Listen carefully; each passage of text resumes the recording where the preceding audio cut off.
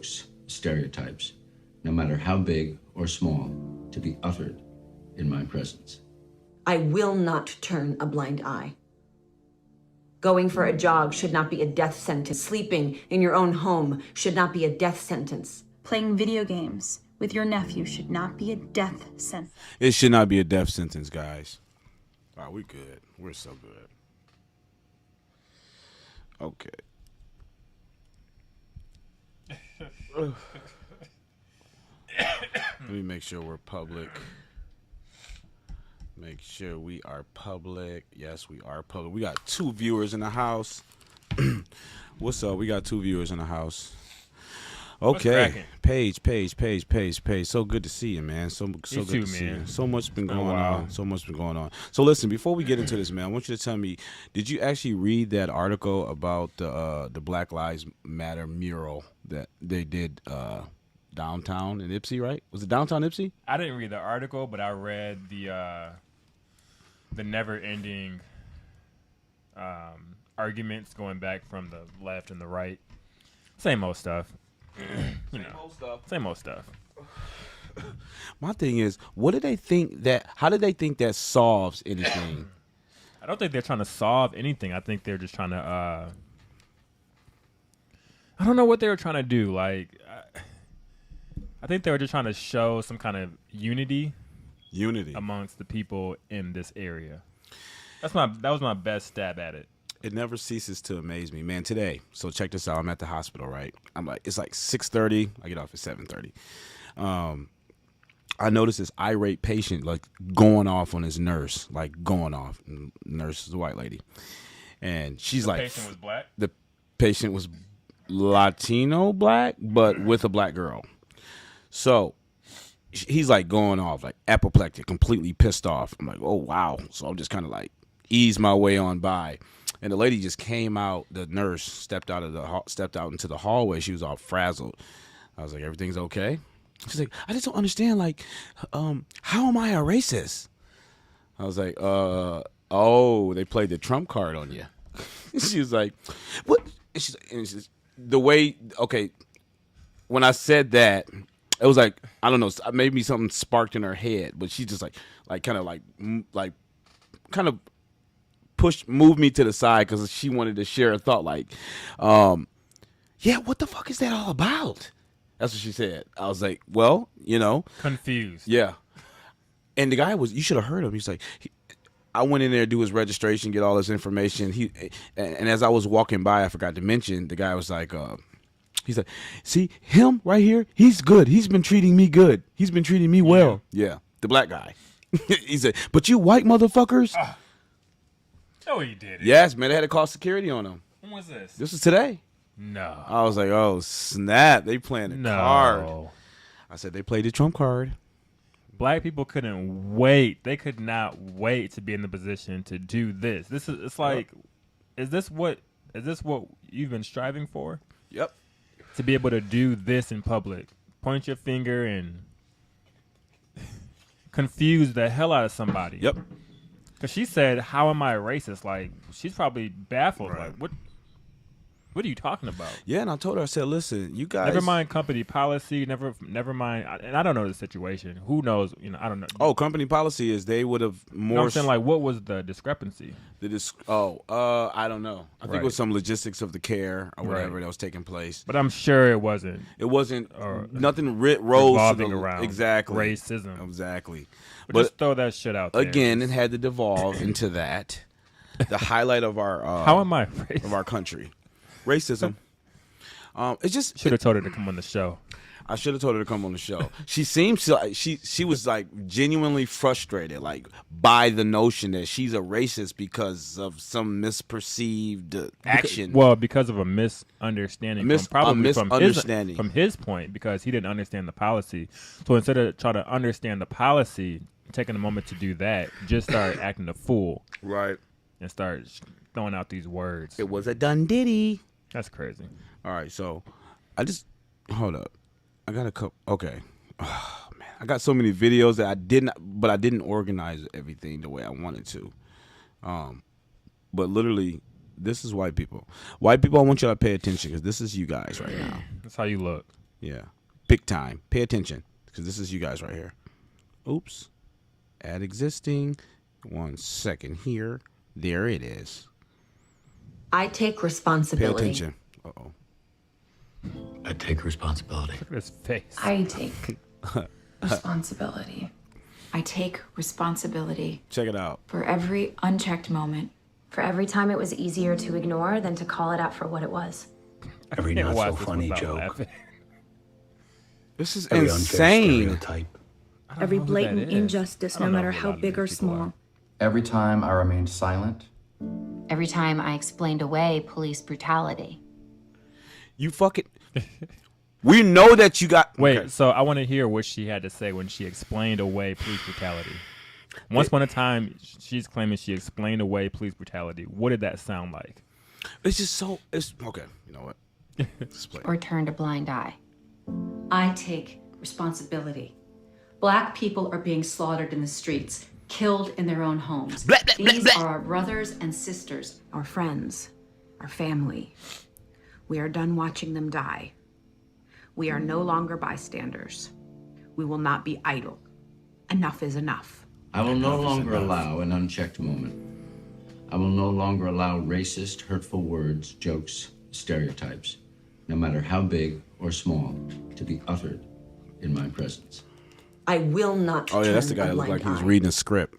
He is. Going for a jog should not be a death sentence. Sleeping in your own home should not be a death sentence. Playing video games with your nephew should not be a death sentence. Shopping in a store should not be a death sentence. Okay. Well, All right. I agree with what they're saying to a degree. They have like half. Well, I don't know what they're. Black people are getting slaughtered in the streets. That is for sure. No way, are they? People are dying in their homes. No way. Playing video games at the grocery stores, gas stations, XYZ. That part What? is true. Wow. The thing is, Wait, how's this happening? well, it's not because the police are riding around just blowing people away. Oh, I got you. That's not why it's happening. Right. Tell us why it's happening. It's called black on black violence. Black on black valley. Black on black. Black on black. Spade on spade. Spade on spade. And I mean, people that live. I mean, come on, people. Get 'em. The people that Get 'em. live in these areas, they know for a fact Right. that a lot of their loved ones have died. People that they know people that they know have died. Right. When the faces go on the T-shirts, it's because of somebody got slaughtered by somebody who looks Say like their them. names. Say their names. When you listen to the music, Oh yeah. when you listen to the music, they talk about it in the music. You wanna just kind of follow the breadcrumbs, like Oh, they yeah. talk about it in the music. And they're not talking about, oh, the police are out here killing us, guys. Help us. The police are out here killing us. No, that's not what they're saying. Oh, Those stray bullets coming into the J. Cole did a piece. He had like an interlude. He was interviewing some little girl. And we got to get that on here. But she interviewing some little girl. She was talking about how her and her brother or cousin or something like that caught a stray bullet to the face. Right. Stray bullet to the face one night, sleeping. Right. Some gang shootout. You're not allowed. You're not allowed to utter. Yeah, that's how we getting That- slaughtered out here in the streets. Exactly. You're not. So You're not allowed to mention that. You're not gonna turn a blind eye to that. Is that what you're? Yep. Certainly are. Oh, you know why they're gonna turn a blind eye to it? Because they're too busy.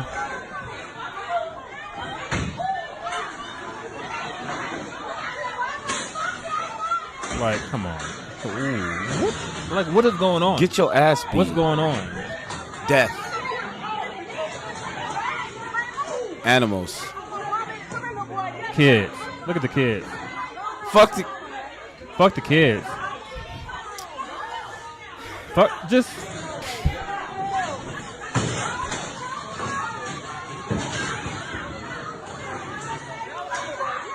I take responsibility.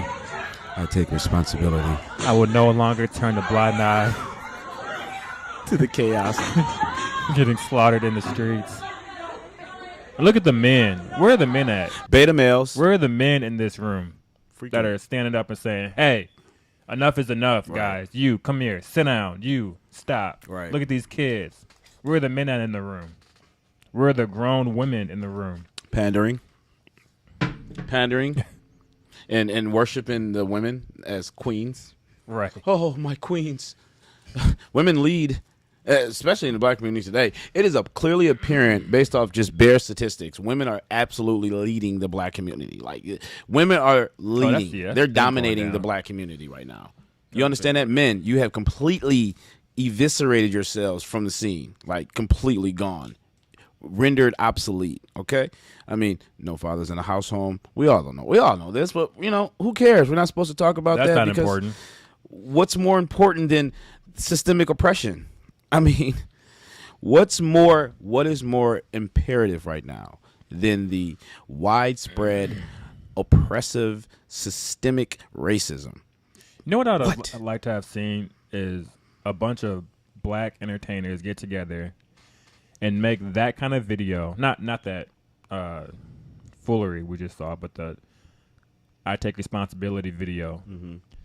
Get together and make that kind of video, but pertaining to the destruction going on in our communities, and basically denouncing that behavior, denouncing the glorification of it, denouncing the music that glorifies it. Bro, just a bunch of well-known black entertainers getting together. Yep. And denouncing it. And that's what I'm saying. We got to really start holding these entertainers' feet to the fire. I know they get the kind of the get out of jail card simply because they believe it's art, it's their music. You shouldn't, as a parent, you shouldn't have your kids around listening to that type of music. You should be responsible parent. Granted, yes, you should be a responsible parent. However, there's still access to that. There's still access to that music. I mean, don't act like we don't have social media today. Right. Well, don't act like kids haven't always had easy access to the have you ever been a kid? Right. But even besides from the kids, though, you still have a message, an overall underlining message being broadcasted by the majority of rappers in the industry today. So even if you minus the kids, like, the youth that shouldn't be listening to it, you still have younger adults, teenagers, men and women being heavily influenced by it. So it's like at what point do you take responsibility for your overall contribution exactly to the damaging message? So, I mean, What is this? 1 second. I got a Beagle thing here. A Dylan and a Beagle. What's that? I don't know what it is. Probably a clip from my video that was banned. Smackers. Damn, I wonder low-key if I could upload that on here right now. Oh. If it's a media source. I don't know. Damn. I don't know. I don't know if big tech will like that. Took that video down real quick. They said, you stupid mother... How dare you? Are you crazy? We don't talk about this shit here on this open platform. Are you crazy? This is fucking internet. You don't say that shit. Goddamn YouTube. God damn. This is fucking verbal porn. Play something. Yeah, all right. So... No, I really want to go back to this music thing. I mean, like I said, man, I think we don't spend enough attention to it. We need to be like the very first. We need to be the progenitors of the full outright denouncement of this fucking rap game. Like 100% serious. Because we need to set a new standard. Why is nobody pointing out the backers? The contradiction. Now this is what is this, BET? Oh, yep. This is the Grammy Awards. Right. So kids are watching this, whether you like it or not. This is on regular cable television. And why wouldn't they be watching it? Right.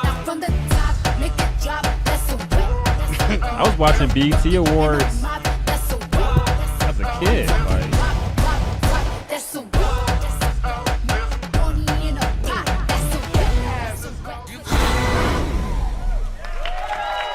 Whoa! Wow. And you know what they're gonna say?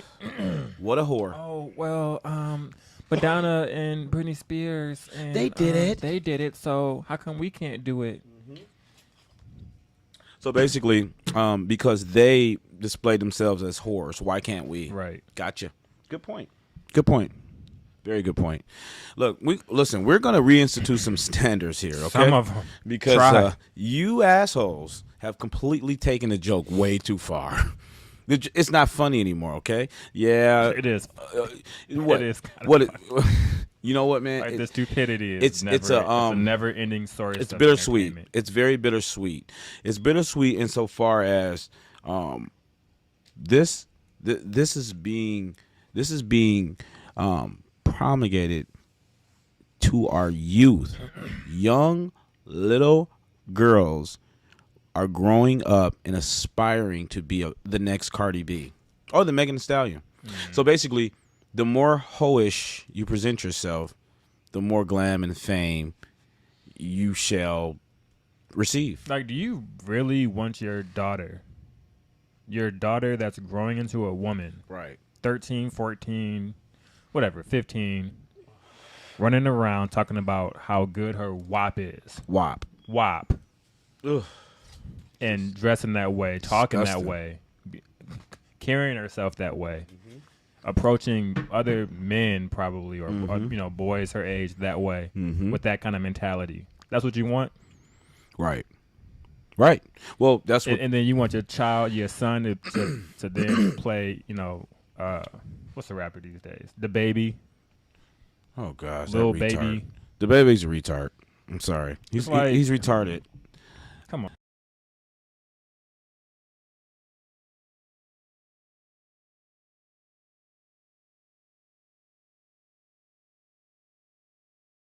I'm trying to. Yep.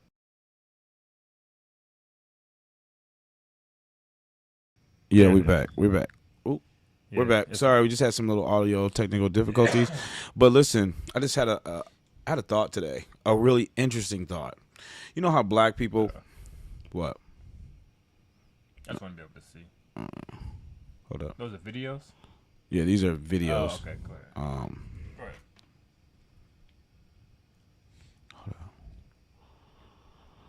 Hold up. Oops. Okay. 1 second, guys.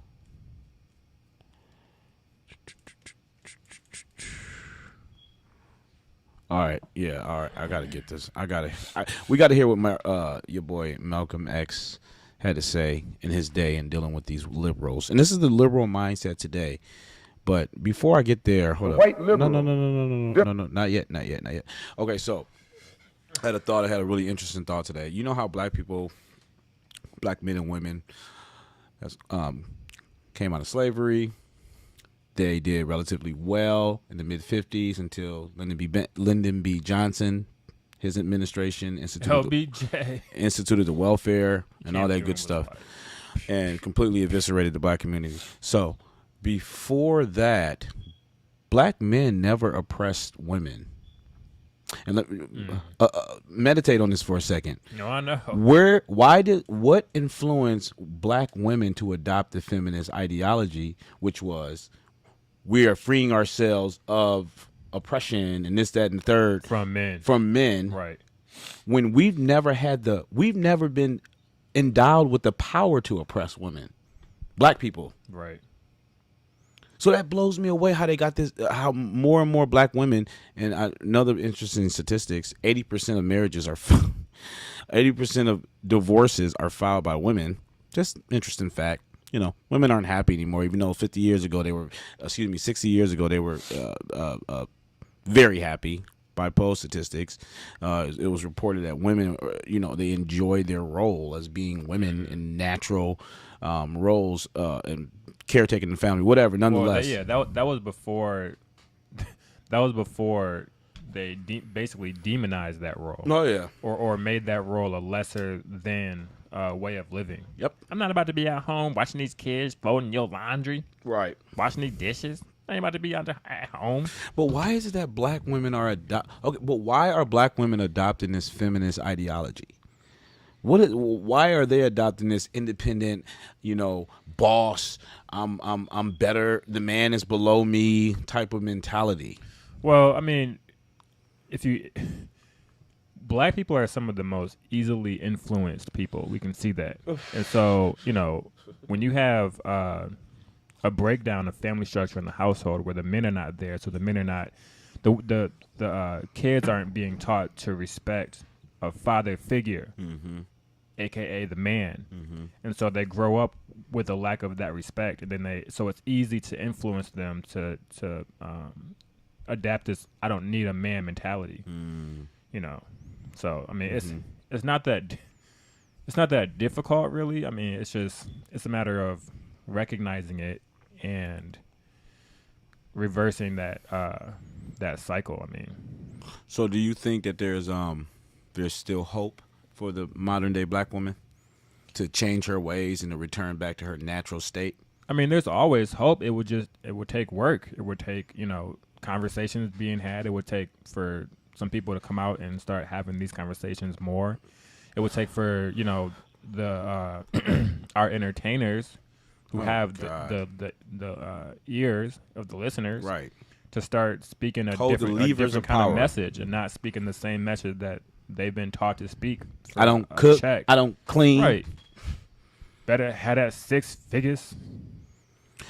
Or I don't need a nigga. Like, okay. And by the way, women, okay. Interesting stat.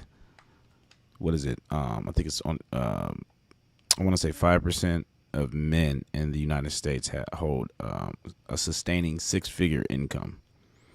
So just look at your stats on that. 51% of America of men today have a baseline income of 45 to 50,000. I thought it was more than that. White men, it's 51,000. Black men is 45. No, I thought the percentage was higher. What, for 6 figures? No, I thought the percentage of black men who only make 45,000 was higher. No, it's 51. Is it? Mm-hmm. Oh. And 64% of men in totality represent the middle class. So they fall within that 41,000 to 51,000 range. I wanted to show you these stats, bro. Let me pull them up real quick.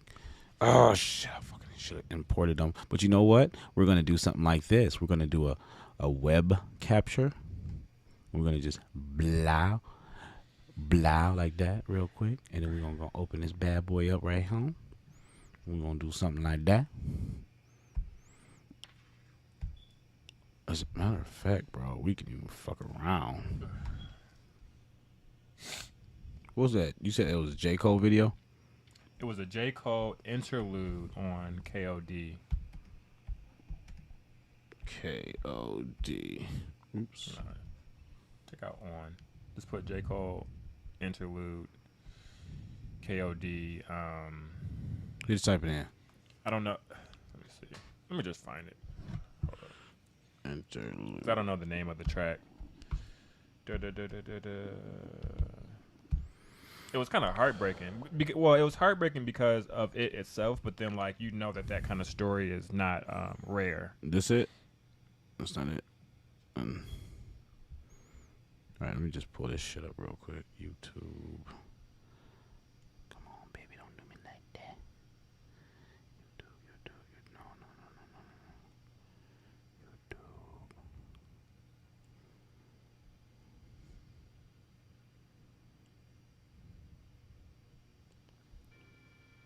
YouTube. This is it. Window pane. Okay. Let me just pull this up. Okay. Window pane? Mm-hmm. Type it in for me.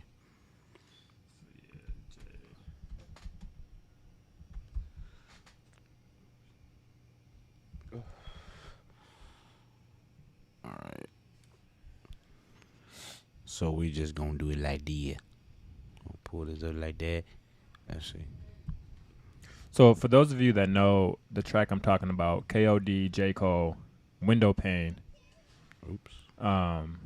You know what track I'm talking about. You know that kind of story is not a rare story to be told in you know the areas that a lot of black people grow up in. You know, young kids are lost, mothers are lost, family members are lost due to stray bullets in the neighborhoods on a somewhat regular basis. It's not nothing new. Hell no. In Baltimore, they gotta actually duck down in their bathtubs. Right. Or have dinner on the damn floor. So we're not allowed to talk about that, though. No. Because CNN isn't talking about it. Oh. That makes sense. Makes perfect sense to me. They have to be told what matters. Like when CNN tells you to move, that's when you move. No, that's cold. Now that right there is fucking cold. Come on, Chrome. All right.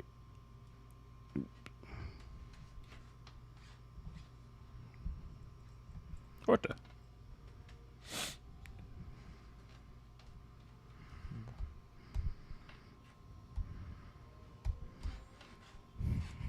It's a commercial? I don't know. I'm lost for words. Gone. See? That's why these kids are so damn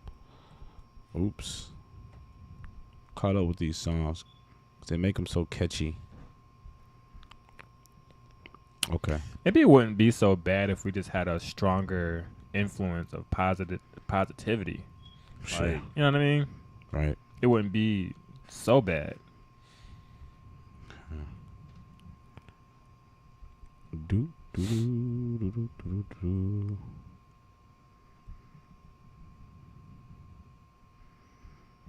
All right, guys.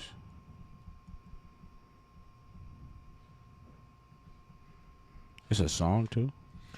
I don't know if it flows into a track. It might. Yeah, it does. Maybe.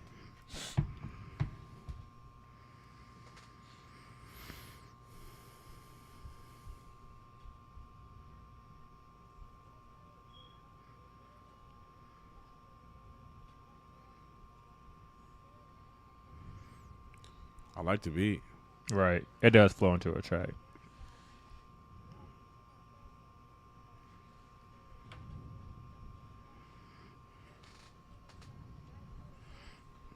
Gone. So 3 times. Shot 3 times. Oh, I remember this song. Yeah.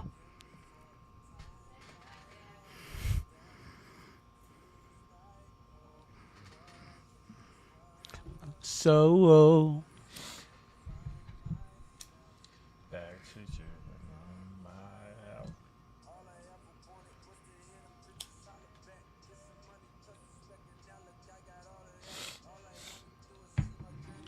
it's just, I don't know. What pisses me off? Hold up.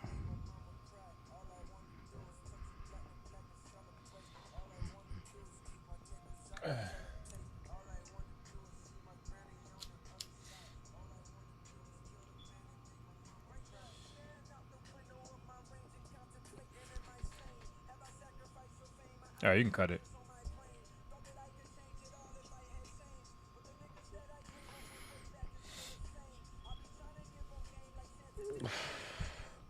Okay, J. Cole. See, J. Cole, I feel like J. Cole had to like tread a thin line. Yeah. J. Cole was called, like, he definitely did, because he was kind of going down, not going down, but, you know, the majority of the crowd that's used to all the BS, they were labeling J. Cole boring. Of course. Boring. Of course. You know, and that was like, so J. Cole kind of had to start, you know, adjusting and right. X, Y, Z, but it's like, but right before that, or in the midst of that, there was a little spark of a message where they were saying, you know, oh, you know, there's no more real rappers left, and it was during the mumble rap phase. Oh yeah. Yeah, so people were complaining about the mumble rap and kind of pushing back on that. Now everybody loves it, but at that time they were pushing back on the mumble rap, and then here comes J. Cole, you know, with this flow and spitting, you know, like he does, and they were calling him boring. So, like, okay, damn, man. You know what? I think like if J. Cole was like if he came out during our era, I know he's our age, but if he was like around the Jada Kisses, the Nas era, Jada Cole would be a legend. I mean, he's personally a legend to me, but there's a few J. Cole songs that I've heard where he's capitulated a little bit to the woke. Yeah. And I know he has to do that because he's in that business. But it's like, damn, Jay. And I know, that's his bread and butter. Right.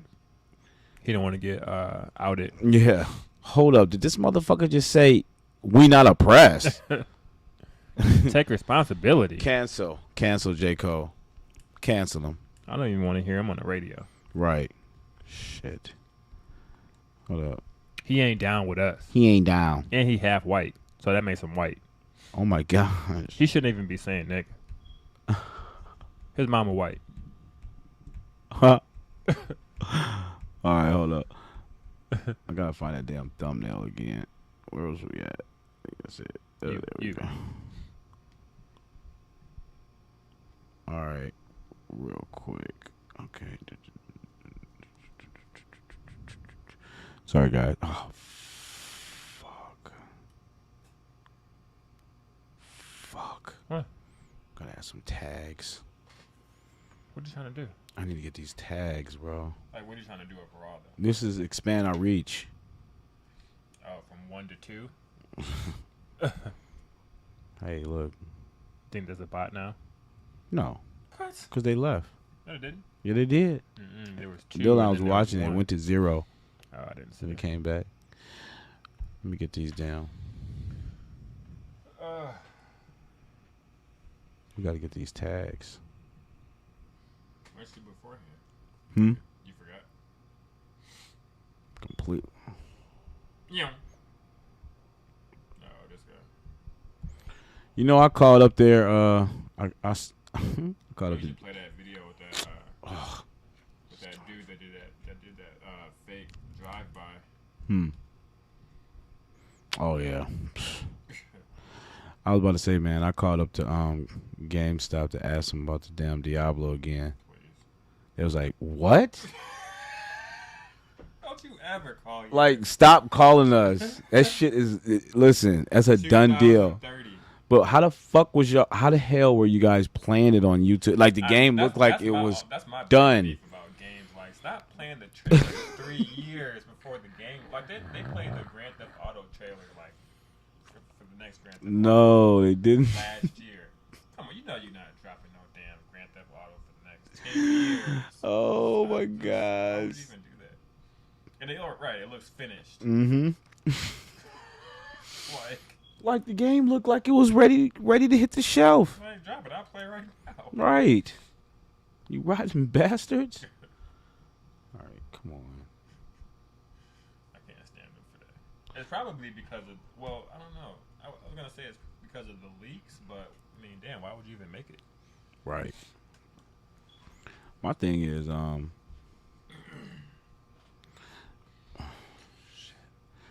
his videos. I put my head to the sky, I pray. They said he dropped a new album. Did he? I haven't heard it. I'm so unplugged from everything. Like, Yeah.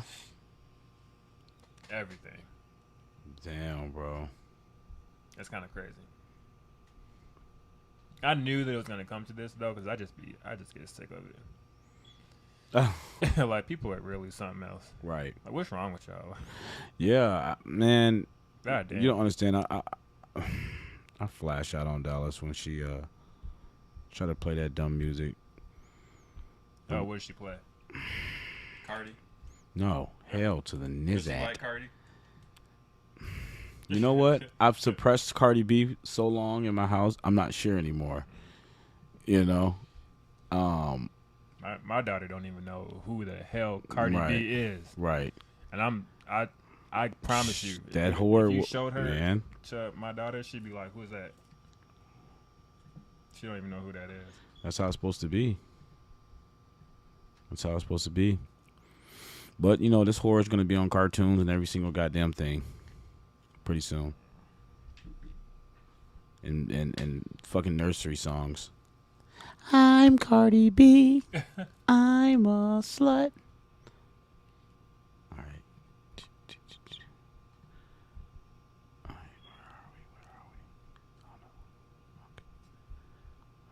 Okay. Sorry, guys. There we go. Sorry, guy. Bow. There we go. Stream language. We have this. All right, whatever.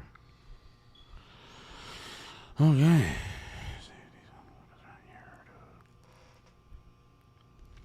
Okay. All right. Okay. All right. So let's hear what your boy Malcolm X had to say about the modern day liberal. Malcolm X, who's that? Who? Malcolm X. You mean DMX? You mean Who you talking about, XXX? Willis? Who you talking about, Willis? Malcolm X. The white liberal differs from the white conservative only in one way. The liberal is more deceitful, more hypocritical than the conservative. Both want power, but the white liberal is the one who has perfected the art of posing as the Negro's friend and benefactor. Right. And by winning the friendship puppeteer. and support of the Negro, the white liberal is able to use the Negro as a pawn or a weapon in this political football game that is constantly raging between the white liberals and the white conservatives. This video was when? The American black Negro and white, is nothing so there it is. but a political football. Ain't nothing new under And the the white sun. liberals We were control actually this in a ball. racial climate, like Tricks a highly intense or racial tokenism. climate. And he's False speaking on it like it's promises of today. integration Like, and civil rights. In My this God, game of deceiving and using the American Negro, the white liberals have complete cooperation of the Negro civil rights leaders who sell our people out for a few crumbs of token a recognition, few crumbs. token gains, token progress. There it is. Like- there it is. You gotta love that video, man. Black and white, so you know it's a while ago. If you know who Malcolm X is, I mean, good grief. Yep. Speaking on it, like it's going on right now. Yep. These white liberals White are up liberals. to like. Why would you even change your tactics? Why hit them with a different move? Right. You know they're gonna fall for it. Just hit them with the same thing. Oh, black people, we love you. We take responsibility. We take responsibility. Oh, we're gonna for your we're actions. gonna guys, we're gonna do right by you guys. So, Black Lives Matter. Right now, there's a major upheaval against this critical race theory thing. Now, Yeah. you've heard about that? Mm-hmm. So the lady, the nominee, I think she's the Secretary of Education. Her name is Kristen Clark. Watch this Fox News video real quick. Tucker Carlson is going to give you like a brief synopsis of who she is, and then I'll play what she is and what she says. What she plans on, how she plans on indoctrinating kids today into believing this whole systemic racism jargon is fucking deceitful. It's very cunning. Hold up. Yeah.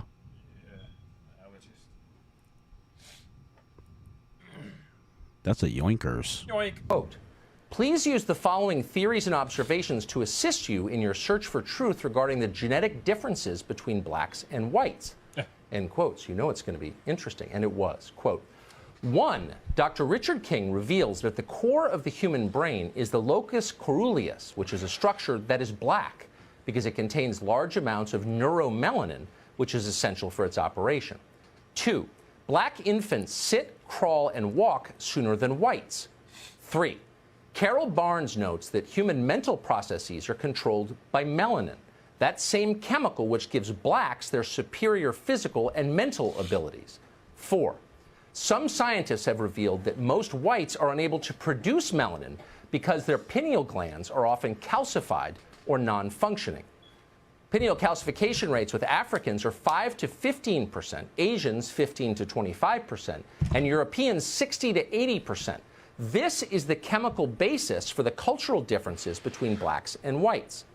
And 5, melanin endows blacks with greater mental, physical, and spiritual abilities, something which cannot be measured based on Eurocentric standards. End quote.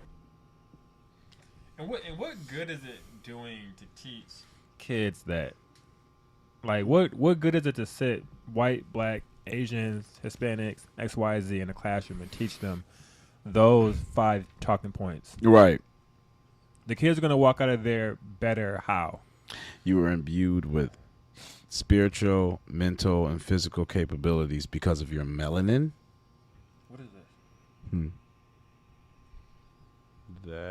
That must be that video. Hold up. Blop. There we go. Yeah, but here's the lady, and she's officially the Secretary of Education. Though that was her I think that was her thesis back when she was in college, and this is what she's on today.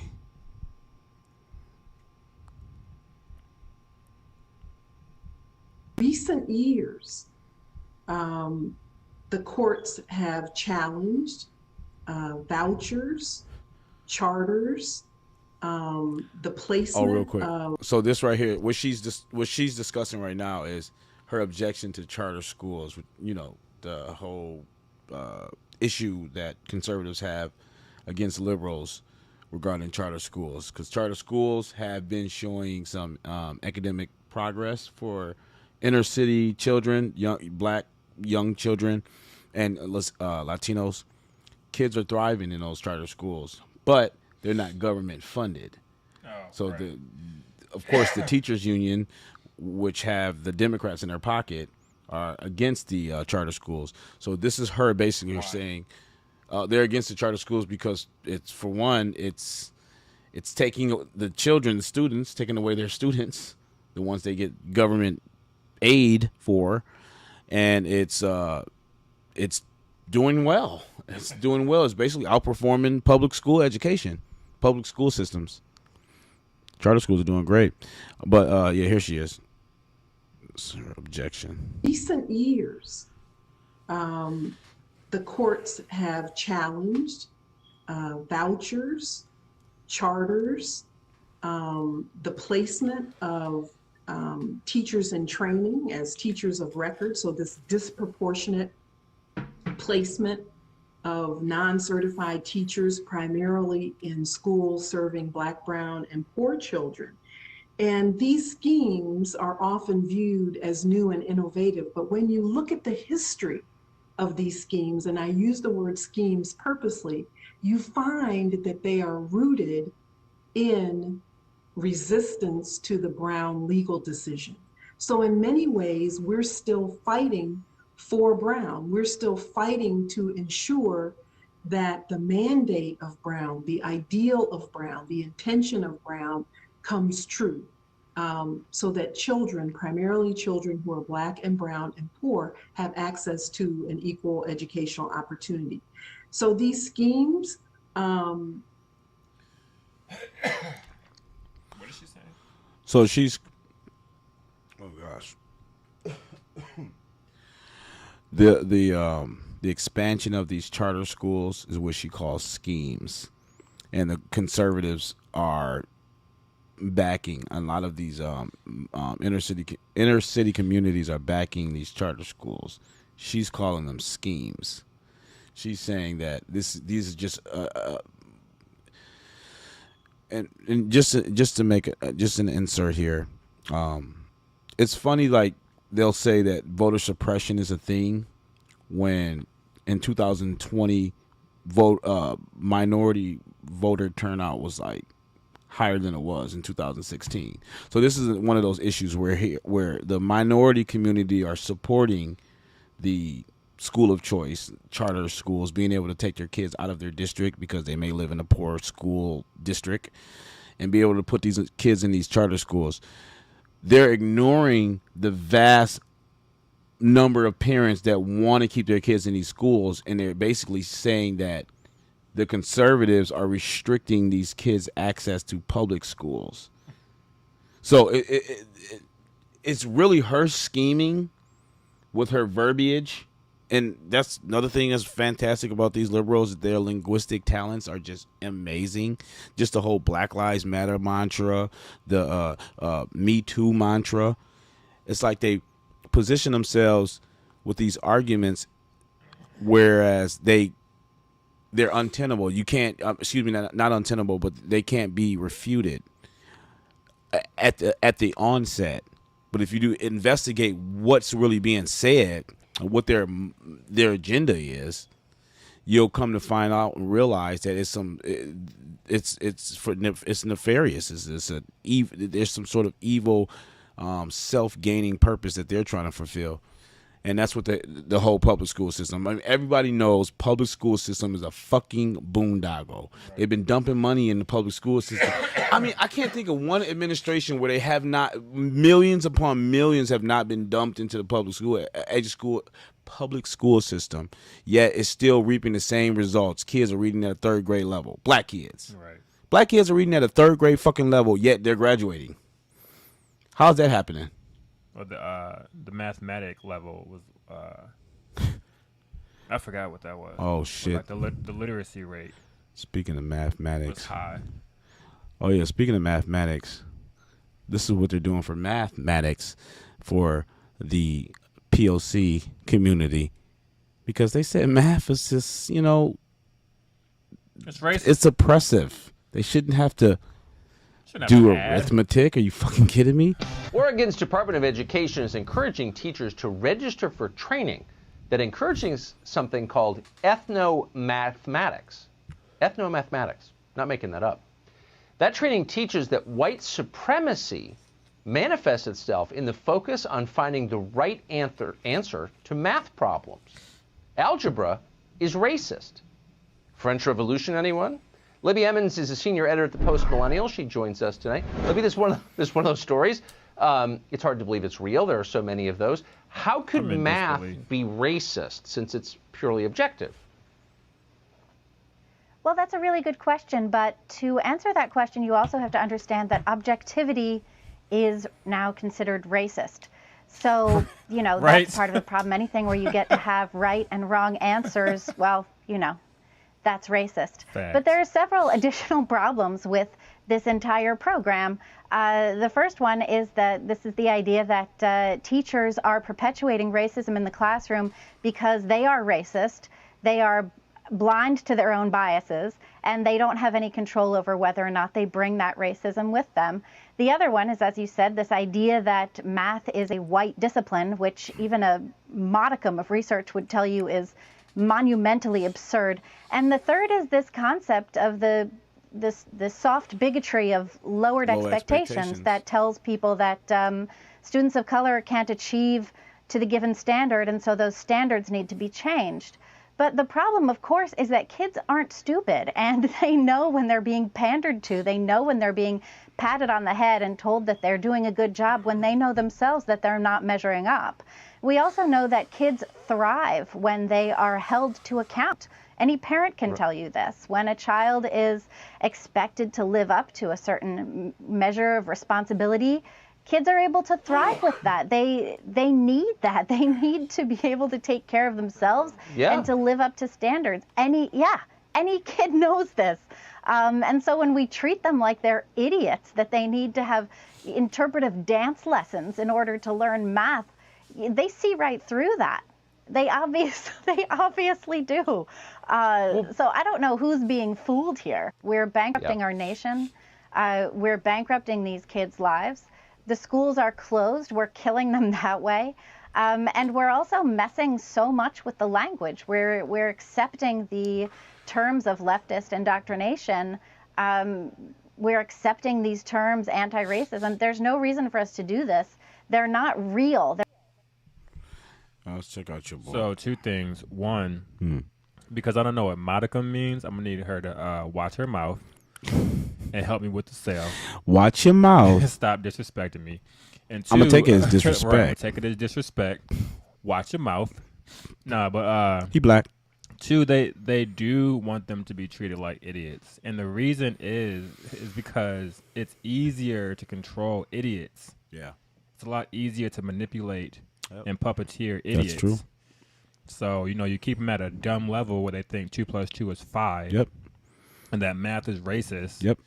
And, they don't know up from down, and then control them. Yep. It's a lot more difficult to educate somebody who can think for themselves at a higher level. All right. Let's allow dumb them down. Let's allow Mr. Thomas Sowell to shed some insight on why it is. By down, I mean like way down. Way down to the ground. Like lower than that.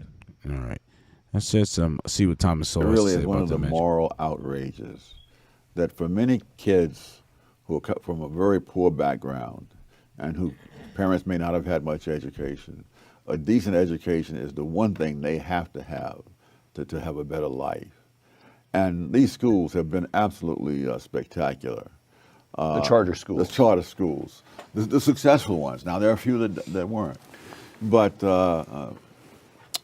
for example, a few years ago, on the statewide, New York statewide math tests, there was an elementary school, grade 4, I believe, in Harlem, whose students passed those tests at a higher rate than any fourth grade kids anywhere in the state of New York.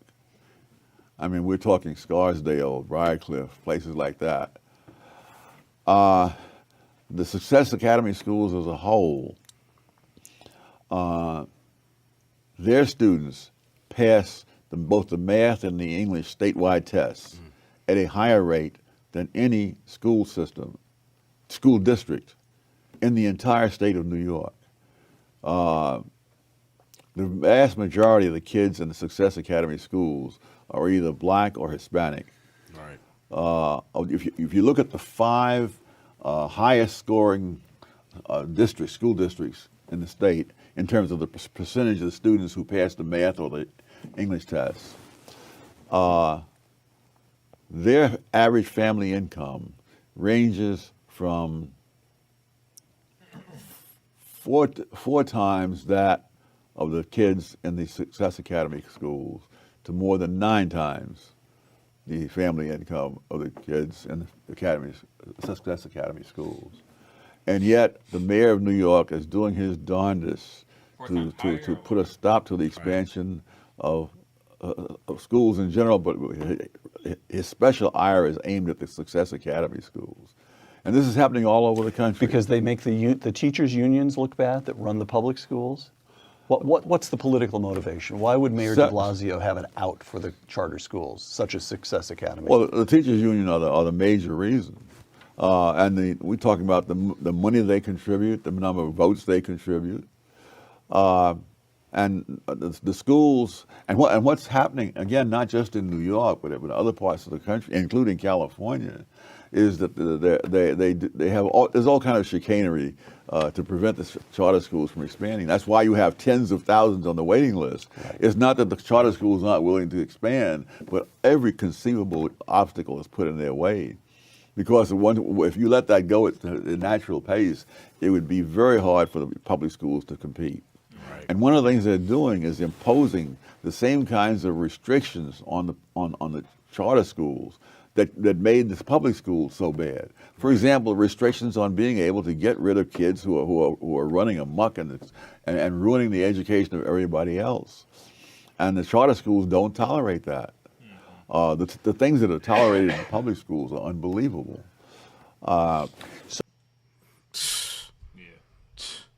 Yep, you heard that. You heard that from the man himself, Thomas Sowell. We want your kids to go to these dumbed down schools. Yep. Or nothing. Yep. Act a complete monkey fool. But they're doing better over here. We don't care. Right. We don't. That's not the point of school. No. We want them here doing dumb stuff. Yeah. We need them to be complicit idiots. Do you understand that? Do I have to repeat that to you again? Yeah, it blows me to freak away. Ask yourself, for what other reason would they be opposing an institution that's producing well-educated results, bro? Like children. Would that not be applauded by anybody in a higher, I know you saw this, man. I end up having this. I saw that last video too. You saw this one? I didn't see this. All right, this the video went viral. White teacher, was recorded on Zoom saying basically she has a difficult time with her black students because This is recent? No, this is probably like a couple months ago, maybe. That's what I'm telling you, man. I wanted to interview teachers. Who? Oh yeah. To just talk about this. Oh yeah.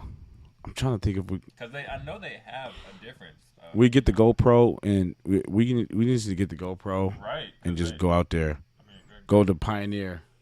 Well, I'm sure that now they don't want to. They probably don't. They probably be. There's got to be somebody up there we know. They getting a lot of. You think a lot of trouble. What's that damn? If this was back in the day. Who's our counselor? Ross.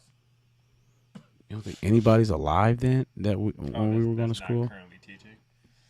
I don't know. I wonder who would be alive that would just give us the sit down. Really know, but probably wouldn't take the stance. Vicky. Oh, we are. She would know. I'm trying. She would absolutely know. But I mean, yeah. I mean, but any teacher in a public school, I mean, for that matter. Yeah, Vicky's Vicky was a radical then. I can't imagine what she is now. But she still has. I end up having. She still has her experiences that are truth, and she knows that there's a difference between teaching white students or just students versus. Will she be honest? That's what I'm saying. That's the question. It's not a matter of if she has I think she would. I think she would. Stories of differences. I think she might be inadvertently be honest. She may accidentally just maybe speak the truth. Like, oh gosh, yeah. Well, because she knows these niggas. I tell you, these niggas. She knows. I end up having this shiny ass for it.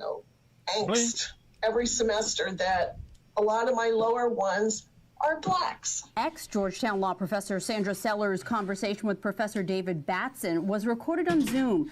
We've learned the video was made available to their students. It's been viewed more than 600,000 times on Twitter. It's some really good ones, but there are also usually some that are just plain at the bottom. It drives me crazy. It was almost a knowing type of silence, as if he was co-signing. Eric Williams is a D.C. civil rights attorney and Georgetown alumnus. He encouraged alumni to pull their financial support of the school if Sellers remained on staff. What's especially troubling about the professor's statements about black students scoring at the bottom is that we don't know if that's true or not. Williams says one must put this latest incident in context. Georgetown University was built on land owned by the Jesuit priests of Maryland. Look at the freaking books, you idiot. 272 slaves to pay off the school. This latest incident really cast a dark pale on the university's efforts to show some type of institutional this. Okay, real quick, play what she said one more time. Okay. I end up having this, angst every semester that a lot of my lower ones are blacks. Ex-Georgetown law professor Sandra Sellers' Right, lower performing. Play it some more because she speaks some more. Conversation with Professor David Batson was recorded on Zoom. It's some really good ones, but there are also usually some that are just plain at the bottom. It drives me crazy. It was almost a knowing. Gone. So, I mean, this is really. Oh, she lost her job, by the way. Of course she did. I mean, why would she? But it's really easy, guys. First of all, I mean, is it really that hard to believe that what she's saying is true? Whether you like it or not, take that, liking it or not liking it and set that aside for a second. Why would she be saying that if it wasn't true? And how easy would it be to just simply confirm or debunk the data? Data. Why don't you just pull up the data and see if she's telling the truth? Because then you can minus your unchecked emotions from the equation. Well, what is the from the racist algebra equation, and determine if what she's saying is true or not. And then if you determine that it's true, then you can start to tackle the actual issue, which is that her lowest performing students are in fact black. What did the lady say in the last video? Objectivity is under assault. Right. What? Yeah. Data, because statistics, objecting, verifiable reality makes you a bigot. Yeah. How dare you object? You think that we're gonna be like castigated? You think that we'll ever be like? Well, I don't put it past I don't put it past the blacks, but do you think that we'll be castigated as coons for like referencing data? You know we will. I know that. We've talked to but that's insane. We've talked to several people that that's reprehensible. Flat out said, "I don't give a f about the data." Can't make this up. Can't make it up. I don't give a f about the data. I don't give a damn about the data. I don't give a damn about the data. Right, throw that in a track. I don't give a track. damn about the data. I don't care about the data. It's all about how I feel. It's about what I see, what I experience. So your anecdotal experience confers the reality, the broad reality. So objective facts and verifiable truths. We can't even ride around with the it's null and void. We can't even ride around with the damn smell good thing in the mirror. What that dude say? You can't even ride around with the air freshener in the mirror without being pulled over and shot. Says who? Dylan, I just realized, bro, we're supposed to be looking at the camera. Were you looking at the camera? Hell no. Me neither. I'm looking right here. Me too. It don't matter. Whatever. I'm gonna say put the camera up. Whatever. Oh, look, we made some good eye contact. No, what we just did. Well, I was just saying when you made the eye contact, it looked good. Like, damn, we should have been looking at the camera. What up? What up? We back with the green. Okay. Yeah. Like, is the data matching up? No, hell no. Did you even look at the data? For what? Are you basing your argument off of anything data driven? No. No. For what? What do I have to? Because it's all about feelings. Feelings. Okay, so elaborate on that. Why? She said her lowest performing students are black. That makes me angry. Fire her. What was wrong about what she said? Like, especially if it's true. What can be wrong with what she said if it's true? Why would you not want her to speak on that? Okay, Dylan, play devil's advocate. You should be thanking her for saying that. Help me understand. Just play devil's advocate right now. What could the modern woke mindset interpret that was wrong about what she said? Just in their mind, she's calling black students stupid. That's what they got from it. Because she feels like as a teacher, who knows how long she's been teaching? Because as a teacher, she's verbalizing her. She said it drives her crazy. So call it whatever you want to call it. She's verbalizing her stance on the fact that her lowest performing students are oftentimes black. Now, as a teacher, if you know anything about teaching, they have some kind of quota that they have to meet. Lower grades, lower their percentage and makes them look bad, or something like that. Test performances, exactly. Standardized so testing. She's speaking on the fact that, or on the possible fact that her lowest performing students on the regular basis are black. She's not calling black kids dumb. She's just speaking on the matter. And if you had any common sense, you would appreciate light being shed on that. Because what it's saying is that for whatever reason, black students are not performing as well as other students. So let's take a look at that. What's going on? How come they're not, are they not developing good study habits? Are they not doing the homework? Is there a behavior issue? Are they not paying attention in class? We can't wait for Do other their parents people to be are comfortable, their parents invested in their education? to engage What is in it? that. But let's not. I didn't see nothing. I didn't see anything about that being spoken on. On these clips. Let's just call her racist. Let's call her a bigot. Let's call her XYZ, and then fire her ass. Get rid of her. Cancel her. It pisses me off, man. That white people are just like and then placating lie to to the this. students, and then tell them that 2 + 2 is 5, and then they'll do better. Let them just answer. And people anything know on the better. test You and guys give them rewards. People, they know better, man. This is all cunning, clever tactics, just to push a political agenda. Yeah. Yep.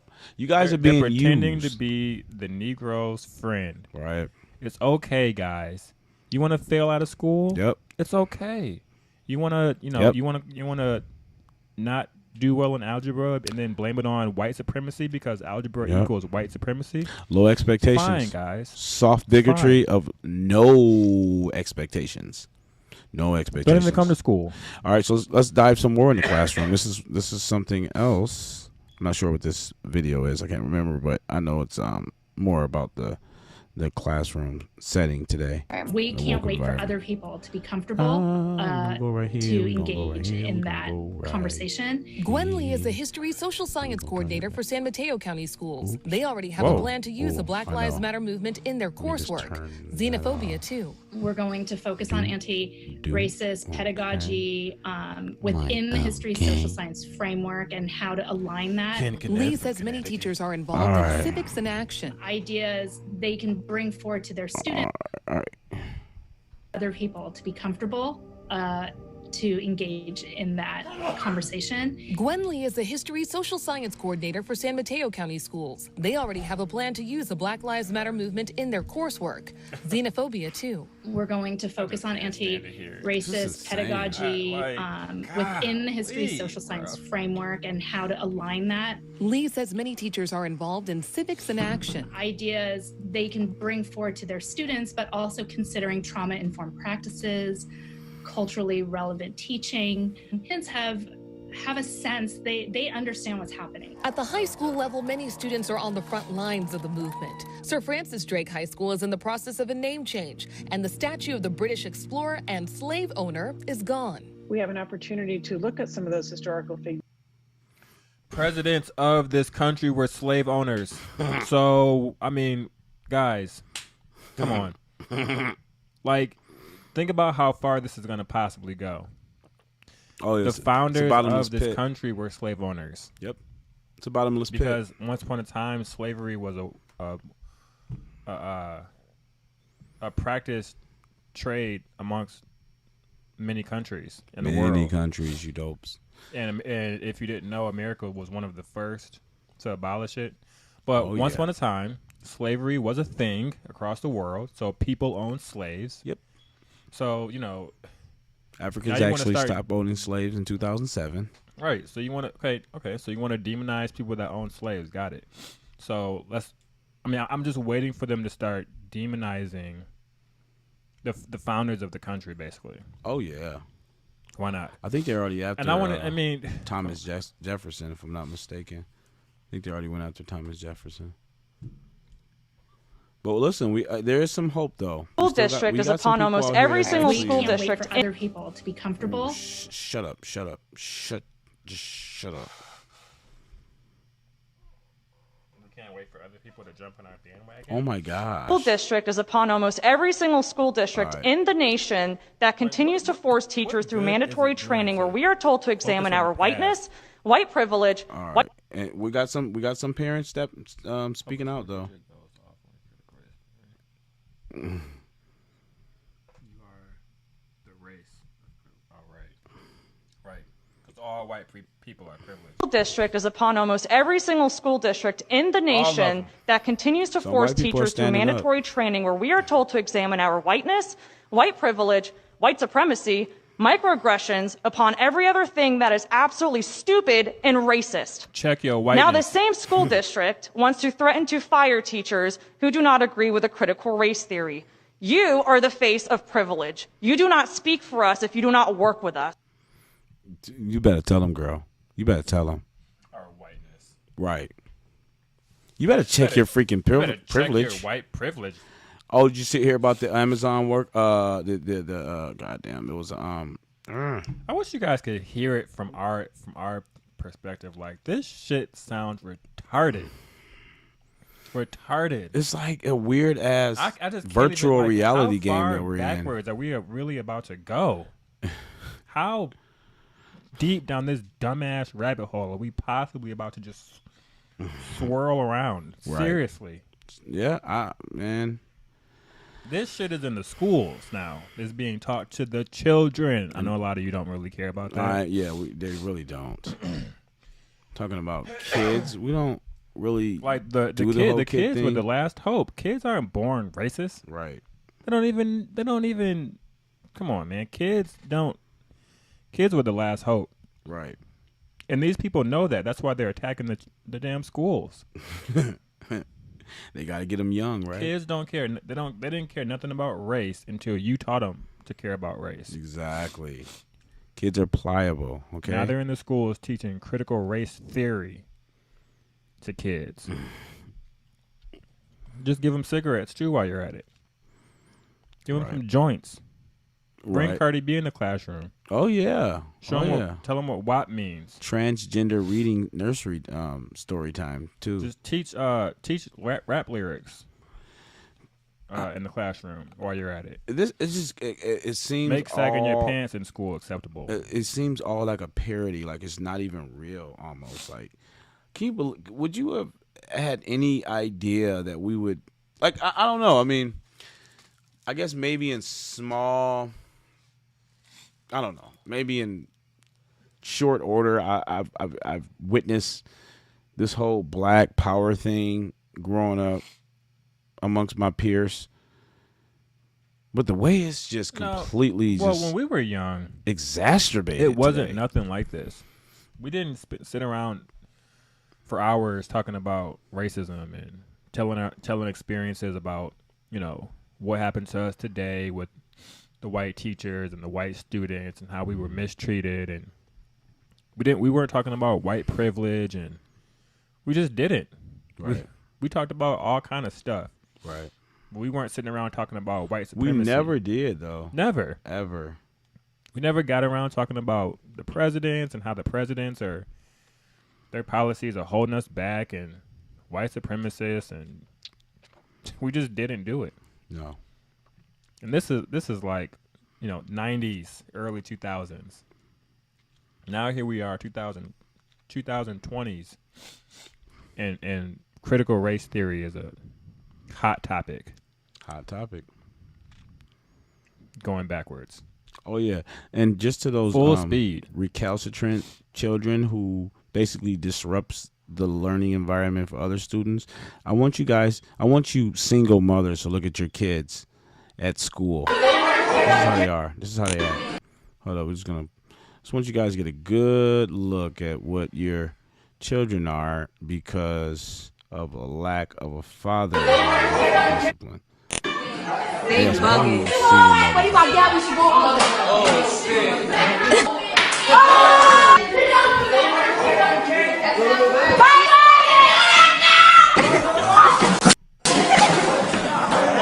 I'm sorry, guys. Let me turn that down just a tad bit. Let me turn it down just like that. There we go.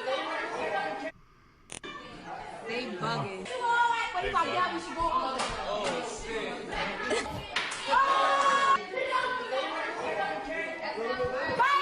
This is how they are. With impunity. Let's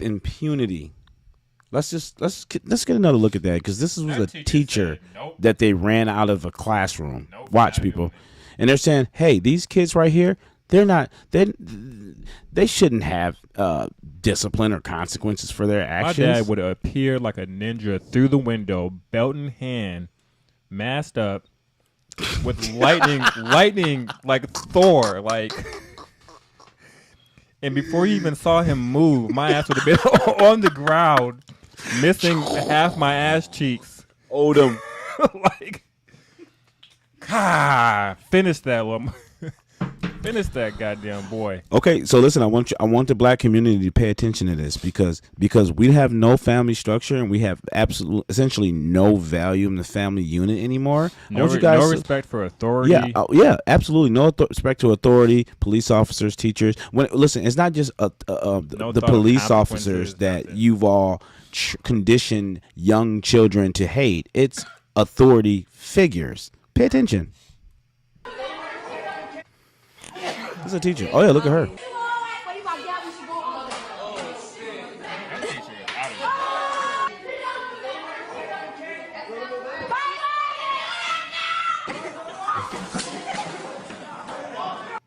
Was she black? Yeah. Black as hell. The teacher was black? Yeah. She said, I can't deal with these baby kids. I'm out. She said, I quit. I'm never coming back. Do black students matter? Do black teachers matter? No. No. Hell no. Hell no. As a matter of fact. As a fact of the matter. Hold up. Like, come on, man. Come on. You guys are making this too easy. I'm telling you, the fucking jokes has gone way too far. It's just all right. Allergies are through the roof. I should have took something. How you spell mural?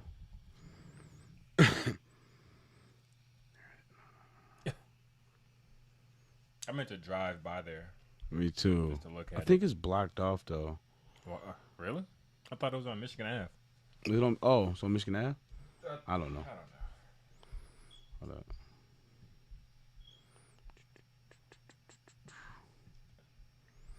She knows she look You walk around my good. neighborhood, you can see BLM posters in damn near everybody's window. Yeah, so annoying.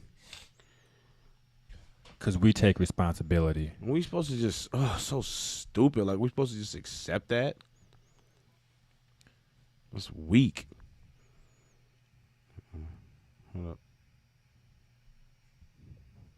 Like, what goes through the mind of somebody who accepts victimhood? How do you accept victimhood? Like, you know what? Yeah, man, they right. All right, so we can't do it for ourselves. Ypsilanti, Michigan. Local artists, activists, and community members will paint Black Lives Matter murals on 2 different streets in downtown Ypsilanti on June 5th and through the 6th. What? Why is the camera disconnecting? Oh, that sucks. Wi-Fi. Working good. Okay. The Ypsilanti City Council unanimously approved. We are all on deck for this. Unanimously approved. All the yays? All the nays? Yeah, you better put your goddamn hand down. You're fired. Fire your ass right now. And we'll tell them where you live. They'll be outside of your house. You'll be doxxed. Fuck out of here. The Ypsilanti okay. They didn't even ask for the nays. They just said, all the yays? Approved. And organizers have since raised more than $10,000 for support and supplies. Wow. But we $10,000. According to Trisha Duckworth, I can think of at least 5 things that money could have been used for. Executive Director of Community Organization Survivors Speak and organizers of the event. I need to send her an email. Like, hey, come on to the show. I'd like to hear your views. Along with Trevor Stone, community builder at Nonprofit Enterprise at Work. 1 mural is being painted on South Washington Street off Michigan Ave. What the hell is that? South Washington. I think that might be maybe near downtown. Not sure. And the other is on the Riverside entry driveway, Cross Street, Duckworth said. We wanted to make sure that it was something downtown and visible and a place where we can do programming, Duckworth said. We don't want this to be a cosmetic thing where people just come and look at it. We want this to start conversations. And we want this to be a way we can leverage and build racial equity from this. There's that word, equity. Yeah, if you wanted racial equity, it would say all lives matter. Because that includes everybody. Mm-hmm. So let's just not keep throwing out equality. Exactly. There's no unity in this in equity. Equity merely means equal outcomes in spite of differences. So far, 2 individuals have covered the costs of the paint that was needed, $50, and Ace Hardware has donated supplies, Duckworth said. However, the roads on which the murals are being painted are not in the best shape. Oh, redo the roads. Oh, damn, that's right. Democrats have been delegating the Ypsilanti budget for years now, and the roads are not up in best shape. That's interesting. And organizers. You have $10,000 to paint Black Lives Matter on it. Don't fix them. Pay attention. Just paint Black Lives Matter. And organizers are hoping to use some of the money raised for repaving or smoothing out roads. Black Lives Matter murals have become popular across the nation since the police killing of George Floyd on May 25, 2020.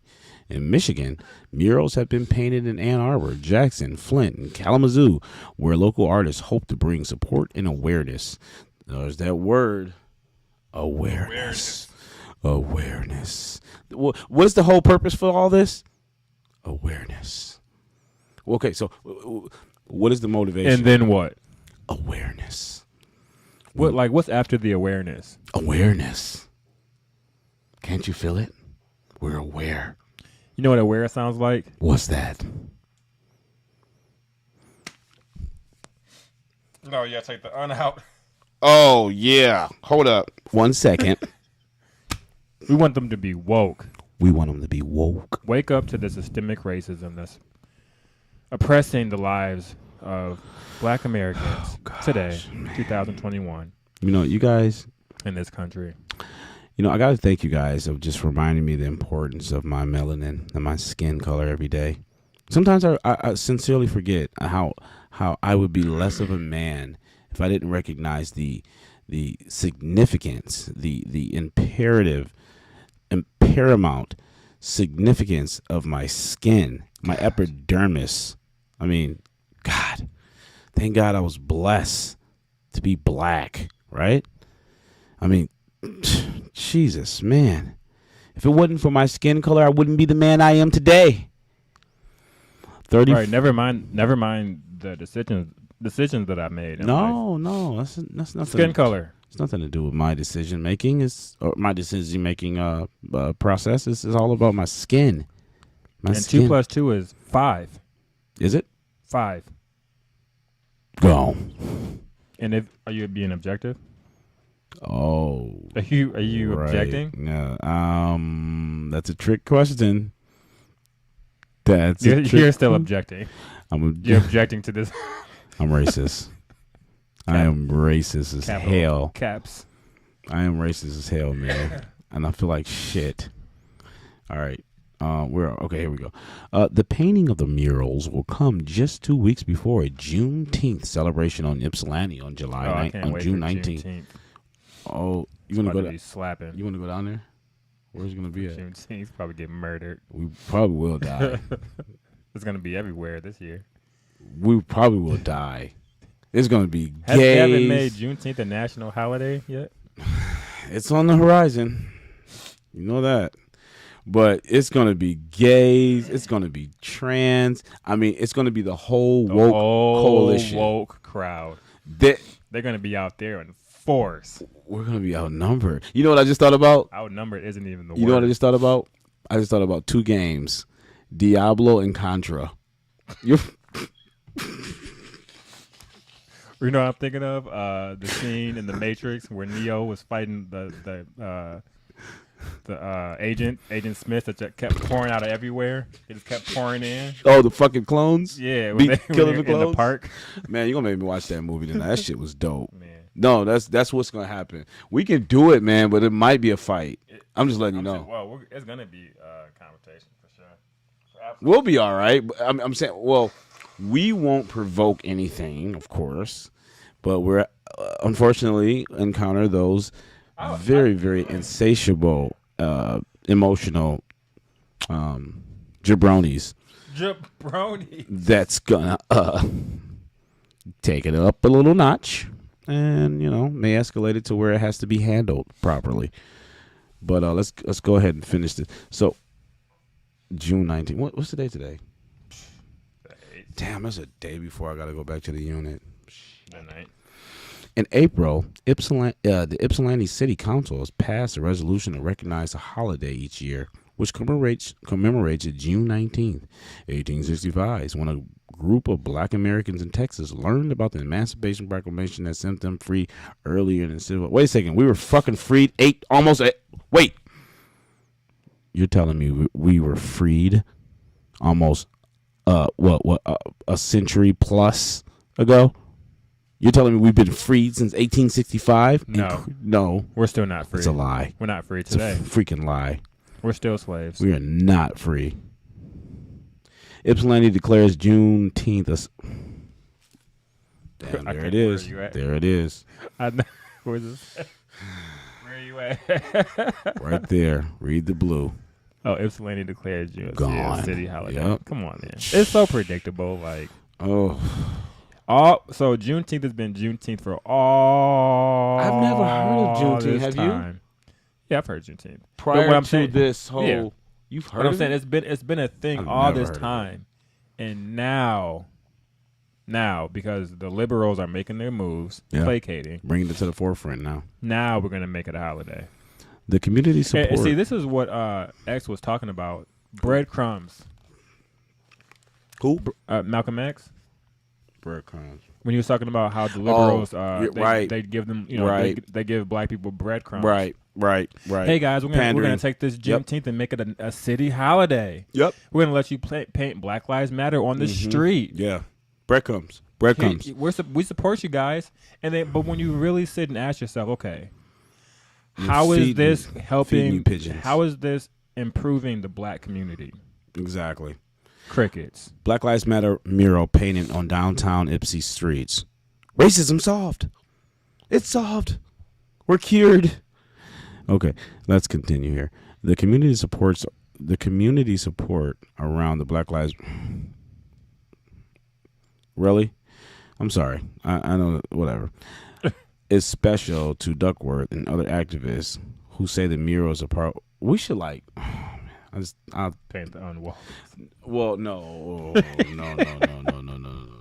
Unwoke.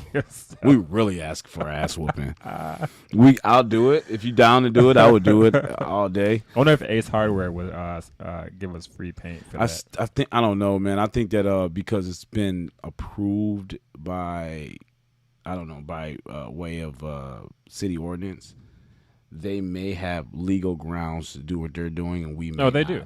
Oh, they said that they approved it. So they basically they would have to have legal ground. Well, actually, not these days they wouldn't, but they did. They got approval from the city. Right. So I'm saying that if we were to, I mean, I guess legitimately we could get a permit to do that, but I don't know.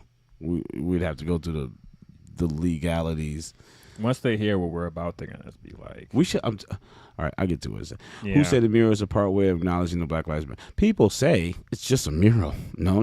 It's so much bigger than that for us. Looking at it, it means solidarity. It means that people are recognizing the value of Black lives and wanting to amplify that. And it means that people are ready to do the work. And the work comes in different forms. And it's continuing. What was just said? The picture that I saw, there was for sure one black person in the crowd. Oh my God. For sure one? There was one black person Just in the one? crowd. And I wasn't down there. I don't know, but there were a ton of white people painting Black Lives Matter on the street. You did drive by it? No, the picture that I sent you. Oh, okay. That's what I'm saying. I wasn't there, but the picture that I sent you, the picture that I saw, showed one black person there. Yeah, there you go. That's again those. So I don't know. Yeah, Work, placating, pandering,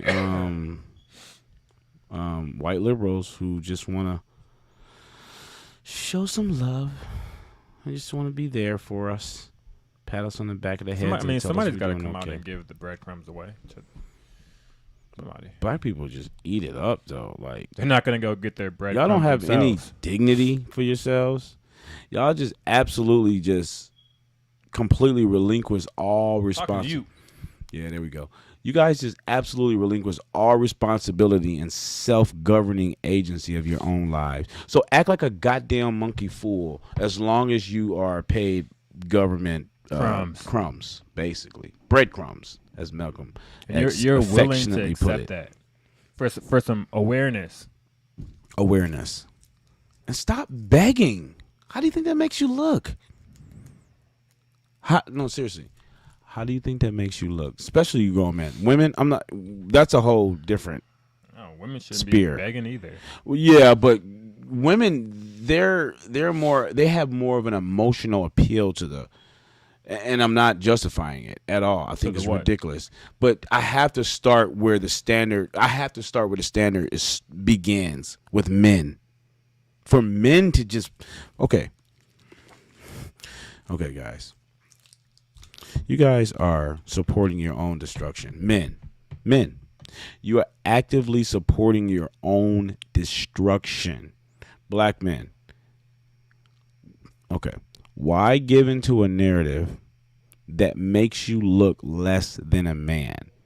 The whole premise behind the Black Lives Matter movement is that you are enabled to succeed because of systemic barriers.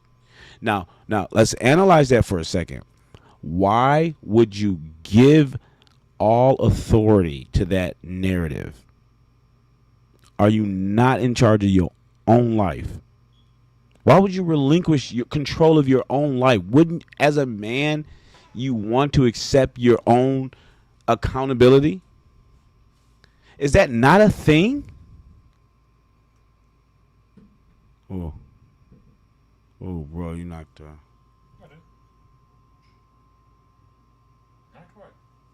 going to sit down a second because I think you threw out the color. The color? No, I didn't. All right. Okay. Yeah. Why give up that side of sort of? Why I mean, give up that agency, that independence? Did these people have it in the first place? Most men who have that agency and appreciate it, they don't just willingly give it up because CNN told them to, or because they don't just give it up.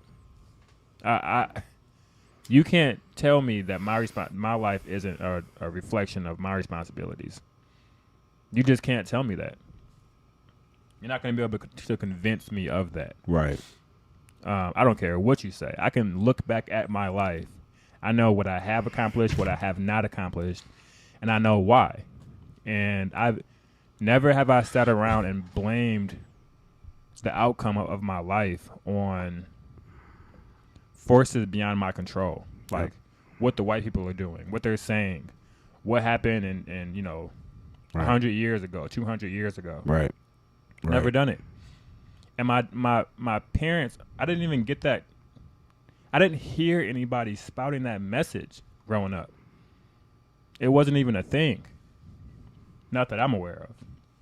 I don't remember hearing it but myself. We talk to people today, I'm telling you, they're so quick to just start going into the history lessons. Oh, we can't do this because of that. We can't do that because of this. Right. Rehashing the history as if it just sinking into the comfortability negates the whole fact that right. Victimhood, just succumbing to it. And how dare you be objective? And they hate the whole bootstrap message. Oh, how you gonna tell me to pull myself up by my bootstraps? We didn't even have boots. Okay. We didn't even have boots.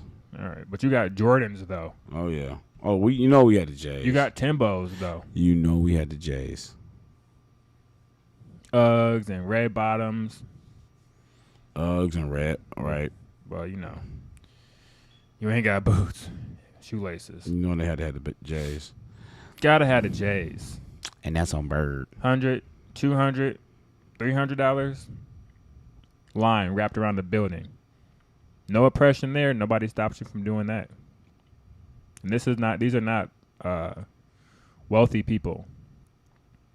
Some of the poorest people in the country wrapped around the building for some J's.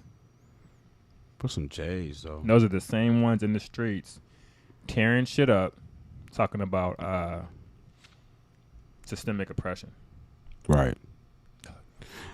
That makes sense. I just don't understand, man. And these rappers, they're really weak, wimpy, girly, feminine men. Oh, it ain't just the rappers. The tennis player. Oh yeah, these athletes as well. Just that LeBron the whole Hollywood cesspool. I mean, anybody who is there a rapper or is there a name an entertainer, black entertainer who's making a stance against it? What's his name? The guy that Trump freed from prison from over I forgot what country he was in. What's his name? A$AP Rocky. Oh yeah, A$AP Rocky. Yeah, I did see that video. A$AP Rocky came hard. A$AP Rocky from Harlem, I think. Yep. Something like that. Yeah, I think he said. Yeah, he was like, yeah. I forgot what he said. What did he say? Hey, I forgot. Play that clip. Okay. A$AP Rocky. He did say that. He did. A$AP set Rocky. the record straight. All right, y'all. We're gonna hear what A$AP Rocky had to say. He was like, police. What? And we all know it, man. Like when black people buy guns, legal or illegal, when these, D-boys and gangsters and thugs and XYZ walk around with guns that they glorify, they're not buying them guns and walking outside their neighborhood to protect themselves from the police. We all know that. They ain't got the strap on the belt buckle because they got to protect them and theirs from the police. When you listen to the rap songs, they don't talk about, oh, I got that Draco for 12. I got that Draco. Just in case 12 come by the neighborhood. You sound dumb. You actually they got that Draco for your cousin. Fool. You got that Draco for your brother that they just shot and made a song about. Man, I'm telling you, man. I'm starting to think a lot of black people are like mentally delayed. All right, here we go. Slaughtered.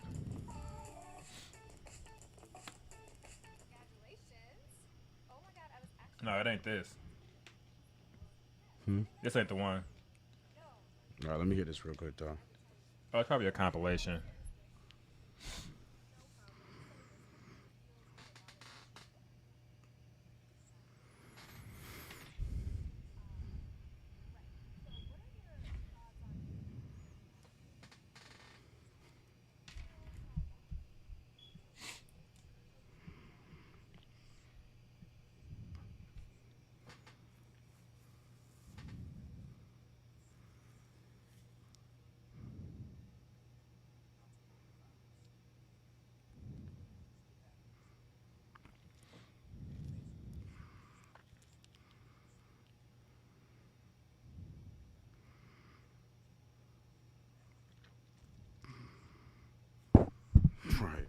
Right.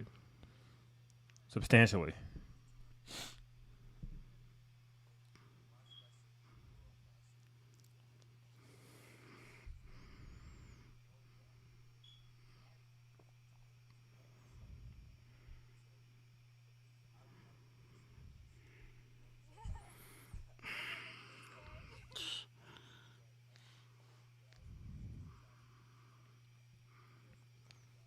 Right. Yeah.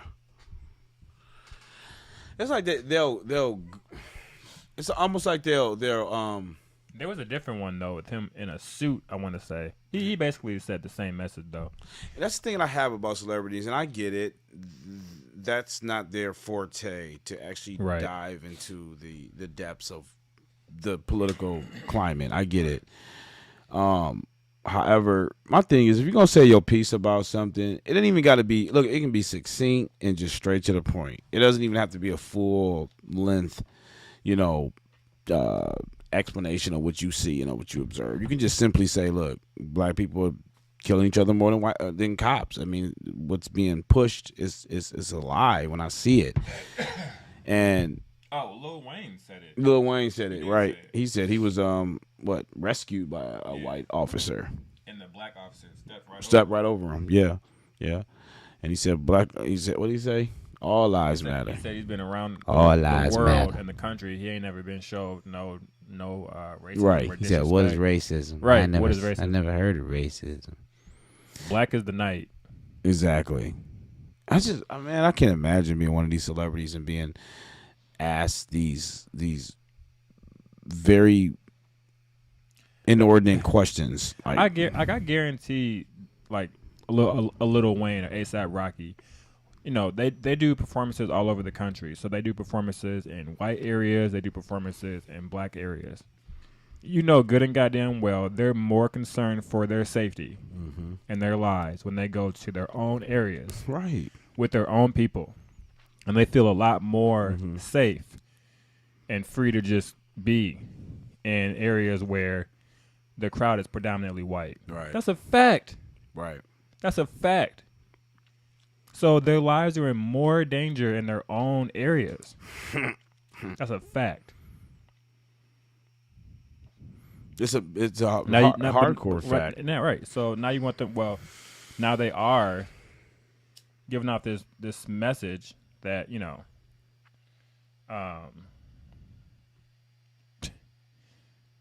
that black people are being slaughtered and gunned down by white people or police, right? Or white supremacists. White supremacists. Have you ever seen one? What is a white supremacist? I've never seen I don't even know what that is. The day before in my life. I don't even agree with that term. What is a white supremacist? And what makes them supreme white person? And why? Like I was talking to I forgot. I was asking them that, like, what makes them supreme? Why would you even refer to them as white supremacists? Who are they more supreme to? And what does that make you, a black inferior?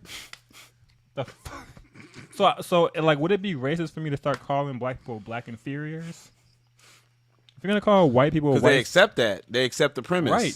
They're the ones using the term. Exactly. So let's call them black inferiors, Hispanic inferiors, Arabic inferiors.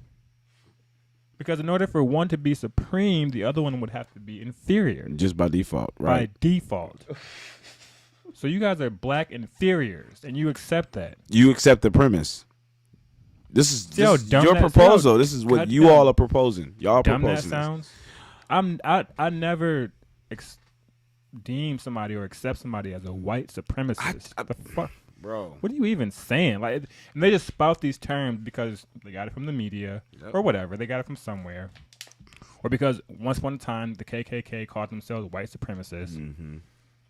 So, which is organized by the Democrats, by the way. But so now you call them white supremacists. Yep. As a grown man, though. A grown man accepts the premises. Well, you heard the premise that they are dude that we were talking to last time on Bigo. The white man said I was 3/5 of a man, so that makes me. I feel real bad because you didn't even tell him where he could go. Back where he's from. The poor guy didn't know where to go. I mean, he doesn't. That's what I told him was he doesn't need me to tell him where he. I mean, there's a such thing as foreigners. People pick up themselves and their family and move across the world for multiple different reasons. Some are fleeing. My man was genuine. Where can I go? He was where can I go? Where do you want me to go? White supremacy is everywhere. There's nowhere to go in the world, guys. Black men, we have to listen. You guys are making us look bad. Horrible. Bad. You are completely vitiating the entire reputation of the black community, and it starts with just men. Walk around with goddamn. You'd be smirching the entire reputation. Just walk around by like accepting this. that premise. Yeah, with a bag. Where's the bag? I'm black.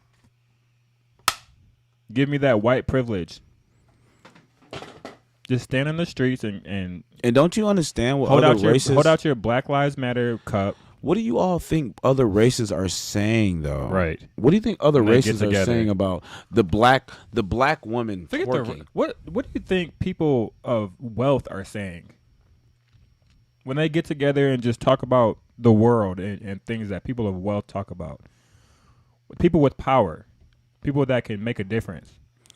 They're mechanical, woke robots, and we have them under our spell, under our control. Play that one tune. They yeah, have yeah, to. yeah. Play that tune. Watch him. Oh yeah, yeah, yeah. Draw on their emotions. Look at him. Look at him in the streets. Draw on their emotions. All you gotta do is throw those trigger words out there. Hey, tell CNN to play that one clip. Hey, look at him. Yeah, Look at him. Yeah. Watch him. Look at him go. Watch this. Look at him destroy the building. Oh shit, man. Yeah, man. I won the bet. Give me $50. It's like give me 50,000. I'm telling you. I told you they're gonna do it. Black people. They've been doing it for years. Y'all are so easily triggered. Predictable. And that is the way they can weaponize you to cause destruction. Hey, black people. Just because of your emotional reaction. Hey. Racism. Yep, you heard that. Now you heard that word. Now you're supposed to react.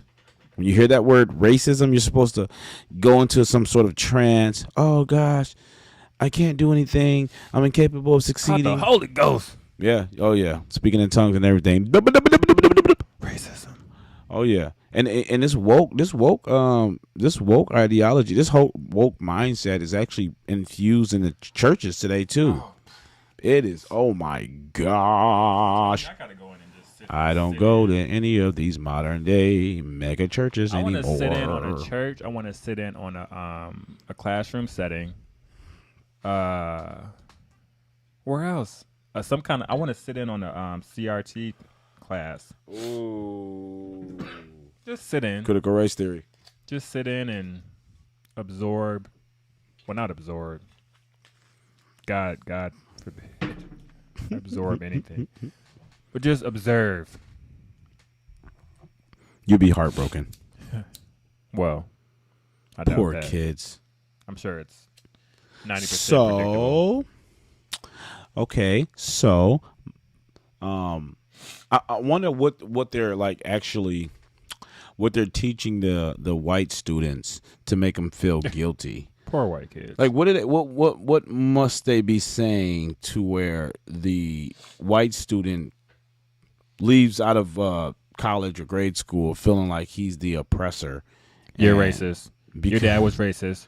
Your forefathers are racist. Right. Your ancestors are racist. And America's institutions are systemically biased to favor the white race. They don't even have to audition and apply for jobs. They just walk up in there, white privilege, flash their white card, their white privilege card. Damn. When they catch airplanes, they just what? Was that you that said you were going to do that? I think you said you were going to make some white privilege cards. Was that you? I don't know. Oh, it might have been Tatum. They're just gonna, when they catch airplanes, when they catch planes, they just walk to the front line and flash their white privilege card. Get it right in there. White privilege. And they go to basketball games. They don't even stand in line. They whip it out. It's like it's like an FBI like. And they come in all forms and shapes and sizes. So just by dint of skin, by just merely being white, they have they don't even have to go to court. The access granted card to do any and everything. The judge goes, Peter Adams. Oh, he's white. Case dismissed. Go. And you guys believe this is how our legal system. This is. Like I said, it's not funny. They're anymore. getting better sentences because they're white. It's not. Never mind the fact that they actually showed up to court. Never mind the fact that they have better legal representation because they can afford it, because their parents can afford it. Right. Just dismiss the whole lawyer aspect from the equation. Yeah, that's racist. Right. Never mind legal representation. Well, wait. The whole point of having a lawyer. Hold up. We just committed. So what you're saying is that black people are exempt from adequate legal representation because they can't afford it? Is that what you're implying? What I'm implying is that one of the reasons black people get worse sentencing is because they don't have proper legal representation. So is that their fault? Yeah. How is that their fault? Because you have to pay for it. Oh. It's not free. Well, the government should be entitled. Well, they owe us. a higher grade of legal representation. The higher the grade, the more expensive it is. Like when you go buy those Jordans. Oh, wait a second. It's a little more expensive than when you buy Walmart shoes. Okay, wait a second. Okay. So if you can't afford Jordan, does that mean Jordan is racist? So wait a second. Hold up. First of all, you're using big words. I know. Let me watch my racist bigot mouth. 2 + 2 is 5. And I can't understand anything you're saying, so I'm just gonna take it as disrespect. Watch your mouth. So watch your mouth and help me with the sale. So wait a second. Okay, hold up. Let's back it up for me. So you're saying if you cannot afford an attorney, one will be appointed to you by the government, basically. By the courts. It's goddamn. It's like food stamps or the bridge card. Oh, you saying so they got a bridge card attorney? You got government cheese. Oh, you got a government cheese attorney who doesn't care about nothing. He's not about to fight and get you a better better sentencing. Hold up. You're about to get the worst sentence possible. Hold up. And then blame the system because you couldn't afford proper legal representation. And if anybody needs great legal representation, it's probably you because you're out here committing crimes. Goner. If anybody needs good, I don't have a lawyer. I've never had a lawyer. Hold up. I gotta see what that shit looks like. Government cheese. No. Yeah. There's your lawyer right that there. There's your lawyer. Hold up. Wrapped up. Appointed to you by the government. Hold up. Why do you think it's free, guys? Come on, man. Why do you think it's free? What's free these days? Low grade stuff. You get what low quality you pay for, people. And you want them to get you the same kind of sentencing that you're gonna get from. This is the does that answer your question? This is the quality of attorney that you receive when you commit a crime and you cannot afford legal representation, adequate and sufficient. Because parents legal representation. when they have some money and their kids get in trouble, they go all out. They call their lawyers. They have them go to court with their children. Oh my gosh! Their lawyers know their children by names. So listen, they were probably at your damn baby shower. I know you idiots heard of if you cannot do the time, don't do the crime. How about this? Just don't do the crime.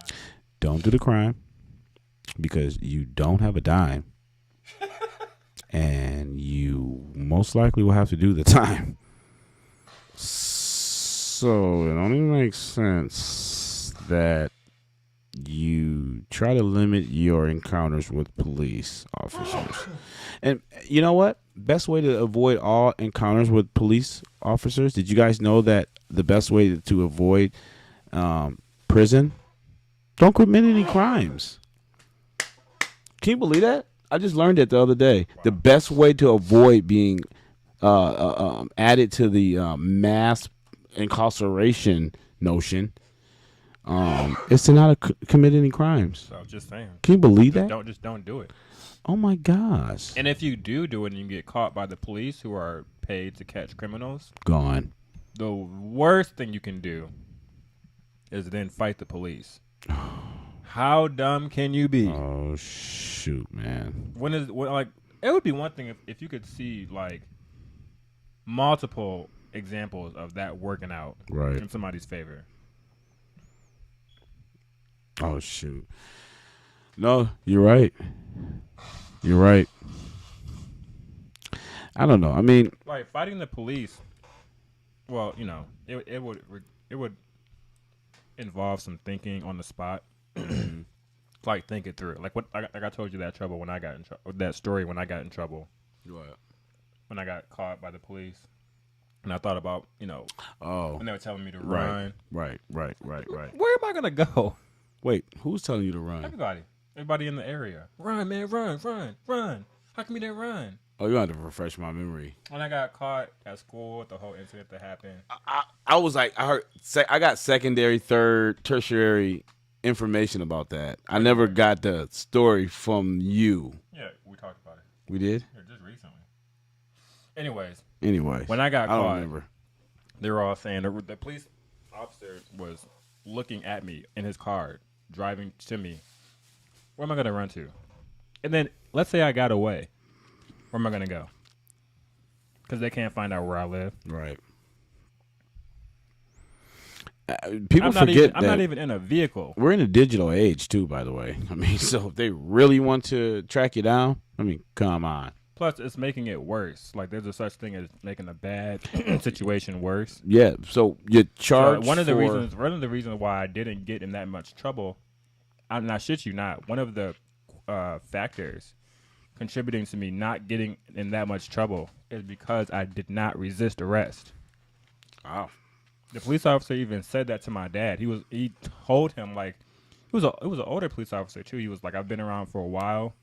Usually when stuff like this happens, you got to prepare for a mess, basically. Mm-hmm. He was like, your child didn't put up no kind of struggle, mess, nothing. Right. And he was basically telling him how much he appreciates that in itself. Damn, he must have and then seen a lot of that. That came up in my damn hearing. Seriously? Yes, because it's a factor. What'd they say? They mentioned the fact that when I we were detained. Yeah, like I wasn't fighting, I wasn't running, I wasn't cursing out the police officer, I wasn't causing a scene in the back seat. Wow. I just surrendered. I mean, goddamn. Damn. That played a factor.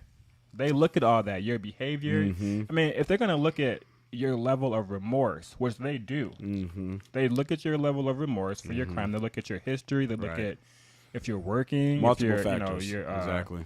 They bring up if you're a respected member in your community, like all kind of stuff, all kind of factors. Yep. You're not getting a harsher sentence because you're black. It's multiple different exactly. reasons. There's a lot of factors. It's a culmination of all of your all the factors that contributed to the reason why you're there. Right. So I mean, and again, for that matter, if they let people out of prison early for good behavior. Oh my God, you're not. So I told you about mentioning. I mean, goddamn, the truth like that. If they're gonna take something like that into accountability, they're gonna take something like how you conduct yourself with the law, dealing with the law when you get caught doing what you're doing. Mm-hmm.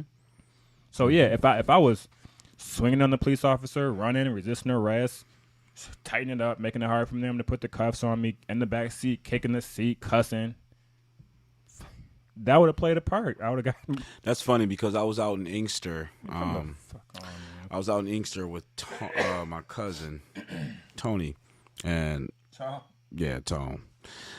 Shout out to Tone. Anyway, I don't know if I've ever told you, but Tone's got a kind of like an extensive, criminal rap sheet. Nonetheless, we were getting some pizza this particular evening, and I don't know. All of a sudden, as we were pulling out of the parking lot, police officers, like 2 squad cars, swarmed on us.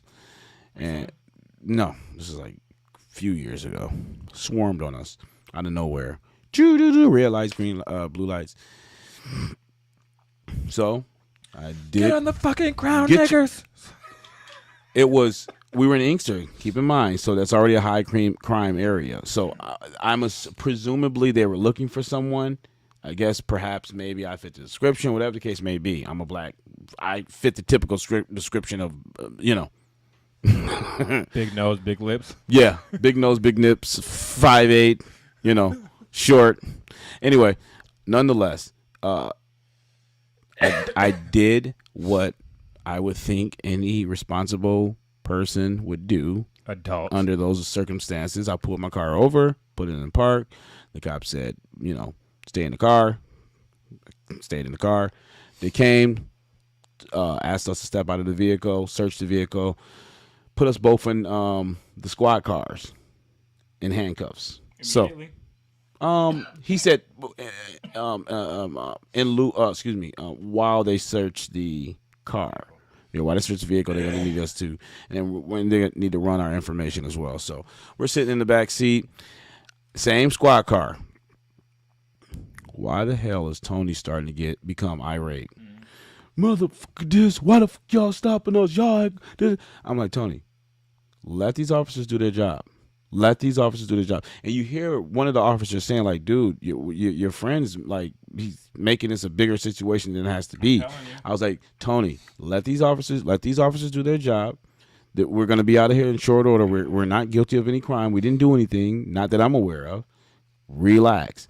And the cop was pretty much praising me for my composure, like, and my encouraging my cousin to calm the hell down. And so subsequently, he let us out of the car, took our handcuffs off, and basically gave me a survey. Like, so how was our service? Were we respectful? Were we polite? Did you feel threatened? It was like a 10, 15 question survey. And I'm like, I think you guys did okay. I mean, you had to do your job. Right. I was just like, I just want to go eat this pizza, to be quite honest. He's like, yeah, I just want to thank you for your conduct, how you handled that situation, and I appreciate your assuaging. Deal with assholes on the regular basis. So when they run into a civilized human being, they got bigger fish than fry. Yeah, they're willing to let you go. Exactly. Like, I've been caught in some of the most. Man, I'm telling you, I've been caught. So on the night of when Floyd was fighting Pacquiao. Okay. I was on my way to my dad's house. He was having a fight night. I get pulled over on Packard right before golf side, or not the golf side, right before Clubview. Right there. That's why I had to turn. Get pulled over. My license was I was paying the monthly driver's responsibility fees. Right. Oh God. For whatever reason it didn't go through. I didn't know. My license was it was suspended, but it was the suspension was lifted per me paying monthly. Gotcha. Payment didn't go through. Got resuspended. I didn't know. Pulled me over. It was a Friday, mind you. So because my license was suspended, this is like the third time getting pulled over, license suspended. The other times were prior to the Marine Corps. This is like post Marine Corps. So he has me step out the car. He has to search me, puts me in the back seat. I have to go to jail. Suspended license. This is the umpteenth time. Have to. Right. This is. He can't. This is what he was telling obligated me. Like, he can't let me go this time. I had been let go. Was this the same officer? No. Oh, okay. I had been caught on driving on suspended multiple times and letting go. That's on record. Right. So damn. So I'm in the back seat. Mind you, again, I conduct myself like a civilized damn person. No, nothing. I'm in the back seat, and he's trying to. He was trying to do something, I think, write up the ticket or something. He was having difficulties with the system. It was a new squad car. Something wasn't hooked up right. He couldn't get the ticket to print. So, long story short, in the midst of it all, he turns around, looks at me and goes, you know what? I can't even do this. Can't even do it. Wow. He goes, I deal with so many assholes on a regular basis. You're not even putting up you're not even like, he's like, you're really just, and he was like, you're about to go to jail for the weekend. I was like, yeah, I've never been to jail before. Damn. And he knows that. He's like, I can see on here you've never been to jail ever. He was like, you're not putting up any kind of a fight. He was like, I don't know if I would feel right, basically. I can't remember what he said verbatim, but I know he said that he wouldn't feel right putting me in jail over the weekend, possibly until Tuesday. Wow. This doesn't even sound real. This sounds surreal. He goes, he goes, do you have somebody in the area that you can call to come, drive your car away and drive you to where you're going? I say, my dad's house is literally right around the corner. I got to use my phone, call him to come get me. He was like, okay. He's like, I'm going to let them come get you. You can go to where you're going. You can't drive. He's like, but I still got to write you this ticket. So he's continues to try to write me this ticket, but mind you, he can't get the ticket to print. because of the system. Wow. As my dad is pulling up, he goes, I can't believe. He's like, you know what? I'm not even gonna give you a ticket. He was like, I need you to on Monday log into your system, find out why it didn't go through. Because he could see that I was making payments. That's another thing. He could see that I was making consecutive payments. Right. He was like, I can see here, your story. It's not like it's not adding up. He was like, log into the system Monday, find out why it didn't go through, get it paid or get your license, the suspension lifted, but just don't drive from now to then, because you're gonna be taken to jail. Wow. Man, out of there. Dad came, picked me up. That's a testament. Thanked the officer. The officer talked to my dad, gave him the whole story, let me go. I've been let go so many times. Me too, bro. So many times, bro. And it's like you said, it all comes down to just conducting yourself like a civilized human being. It's not that well. It is that hard if you weren't taught, I guess, or if you just. But don't have it in you. I don't remember. I mean, okay. If you cause an issue, come on, Dylan. You can see these videos. The people are yelling at the police. Come on, bro. Fighting. They're Listen, asking them 1,000 questions. I don't think that you and I don't think we took a course on how, like. I mean, did anybody teach you that when the police officer, when you get pulled over? I mean, okay, me personally. Tell me if you do anything differently. When I get pulled over, when I'm getting pulled over, as soon as I park, I grab my license, registration, and insurance. It's in my hand. I turn the music down. I roll the window down. I have my license, registration, and my proof of insurance in my hand. Whether I know why I got pulled over or not, usually I do. Usually it's because of speeding. Yeah. You know what I mean? You know why you got pulled over. You know it. So don't act like you don't. But even the times I got pulled over, I didn't know why. I still have my license, registration, proof of insurance in my hand. Music turned down, windows rolled down. Right. And a cordial attitude. I mean, eventually, we're gonna get to why I was pulled over. It's not like he has to tell me why I got pulled over. So. And if I agree or if I know why I got pulled over, I'm not going to cause a scene because I'm taking responsibility for my actions. The last thing that's on your mind. Even if I don't agree with me getting pulled over, the intelligent thing to do would be to take it to court. That's the intelligent thing to do. Oh gosh. You fight it in court. You don't fight the damn police officer on the site. Oh my gosh, Dylan, you are speaking straight taboo. But this is court. This is taboo, man. You're not supposed to be. We don't go to court. Niggas don't go. I'm telling you. Why do you think baby mamas are thriving? Mind you, because black men don't go to court. Black people don't go to court. I don't like going to court either.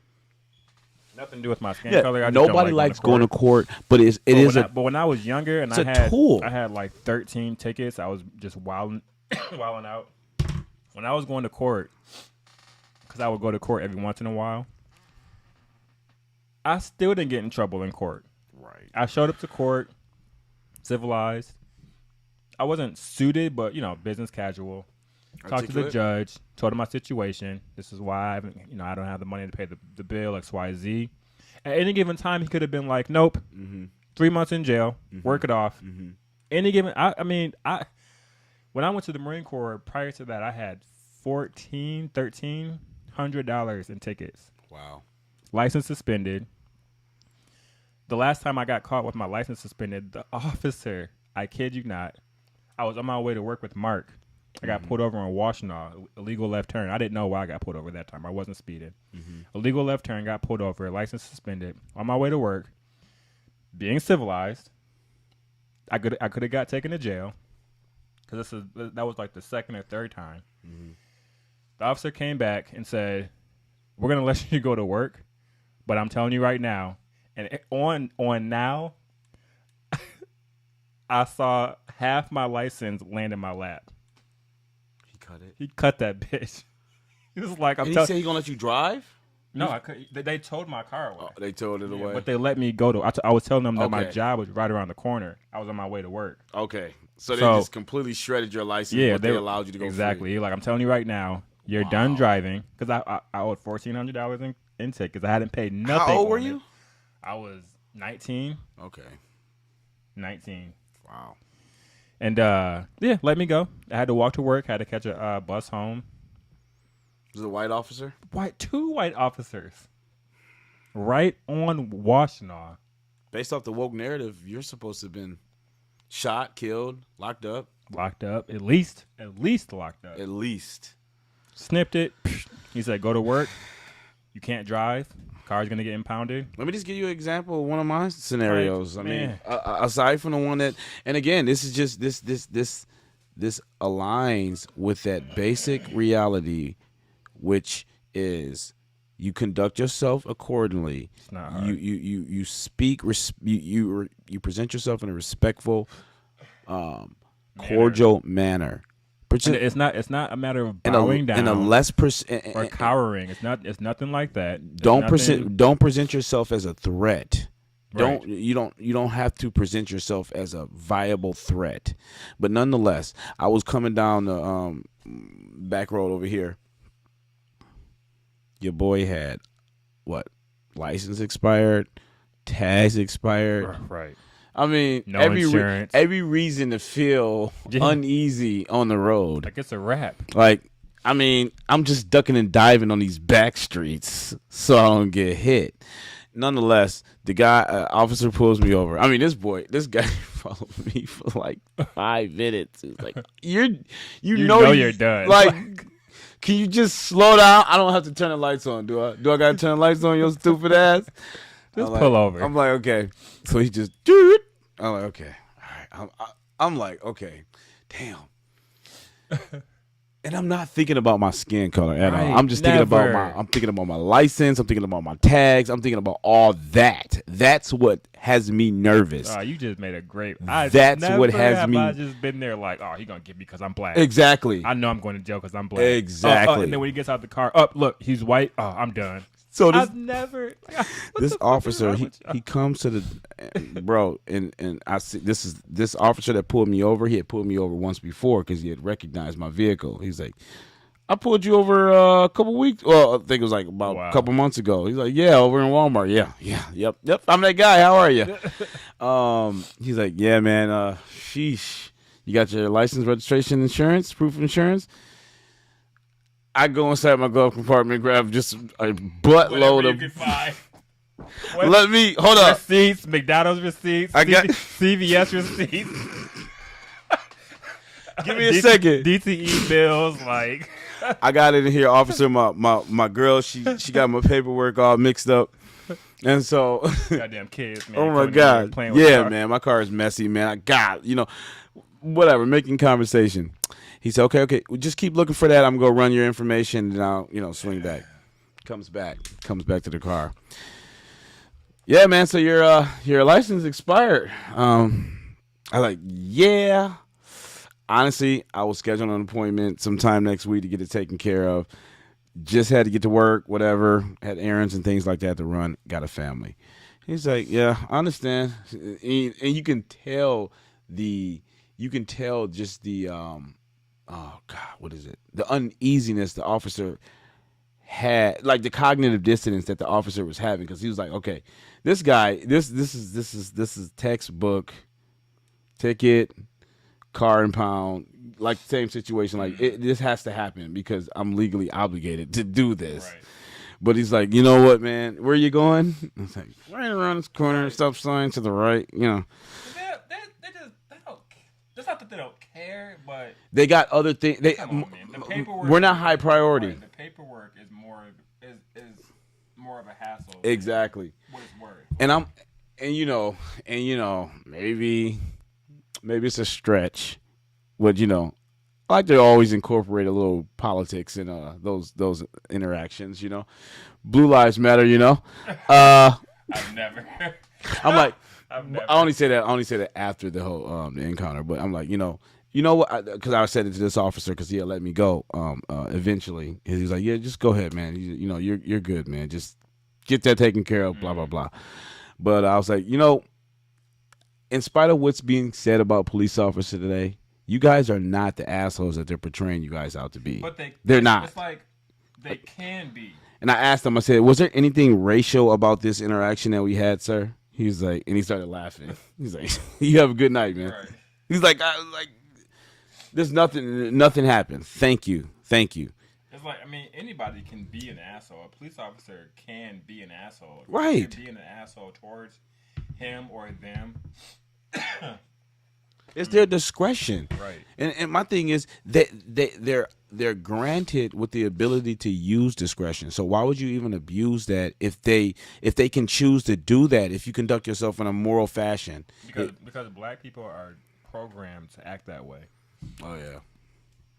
They're led to believe that this is how you Yeah. respond to an officer, even when you know you're in the wrong. Yep. Yeah. Why you pull me over? Yeah. Why you pull me over? Yep. The condition, what I do? Condition to speeding. react, to be emotionally impulsive. Why you need my ID? Because they hate authority. I don't have to give you my ID. I don't have to give you my ID. Black people, I want to let y'all know, y'all hate and despise correction and authority. Let me repeat that again for the general public. Black people today, most black people today, despise correction and authority figures. So understand where the roots of all that comes from. That comes from this idea that has been supplanted in our community to hate police officers, to hate America, to not appreciate our freedoms, to not appreciate the life that you have been given, and to conduct yourself in a moral fashion. And treat others how you want to be treated. No, black people today are entitled. We have suffered long enough, so much so now we can be as disrespectful and unruly and fractious as we want to be because everyone else is responsible for the pitfalls that we had to experience. It's a goddamn excuse. And the fact of the matter is, nobody, and I mean nobody, not even your own people want to deal with it. No. Not police officers, not teachers, not judges. Your lawyers don't want to deal with it. Yep. Nobody. Like, everybody dreads it. Oh, here we go. Here we go. Yep. Like the nurse. The lady, the nurse. What did I do? Confused. You were white. That's what you did. White and guilty. Yep. Like, nobody wants to deal with it, man. Your own people don't even want to deal with it. Y'all are destroying our reputation. With your black ass. You're making us look bad. Like, when is this going to come to an end? Like, when are you guys going to just start to be accountable for yourselves and life is so restore much easier dignity? That way. This is so much. When you take responsibility for your own life, it's not. I won't say it is easy, but it's easier. Right. Because now you're learning. You're actually learning from your experiences. You're not pointing your finger and blaming other people for your experiences. Right. You're learning from them. Right. And so life becomes easier because you become more wise. Right. But once upon a time, black people, we had that capacity to do good. Blacks did exponentially well. What happened? As we gain more freedoms and gain more opportunity and access and more money, we just lost all sensibility and all focus and all morality. Freedom. You hit it right there. So I just don't get it. I don't get it. Why would it have a converse effect? Why would there be an adverse effect to receiving your freedoms? I don't understand that. Somebody say you're free, you take that as I'm free to act a fucking fool. Or I'm free to destroy. Free to destroy myself and my community and my family, and then blame it on everybody else. Yeah.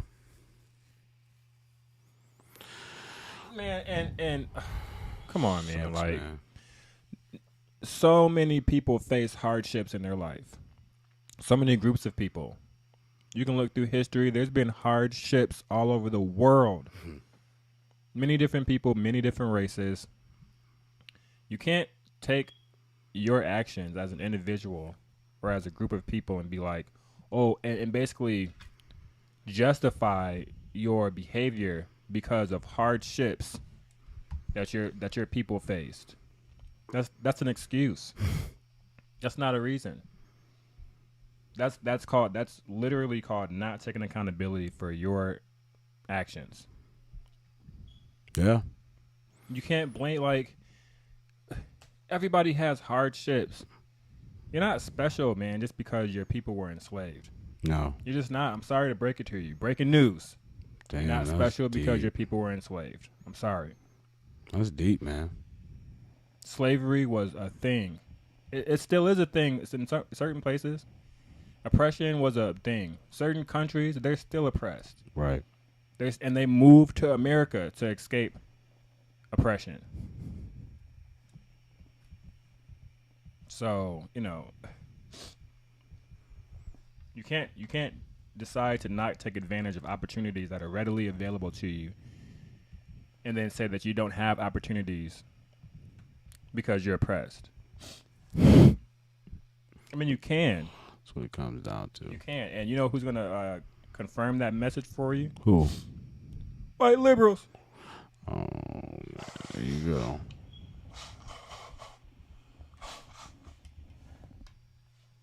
White liberals. White liberals and race hustlers. And race hustlers.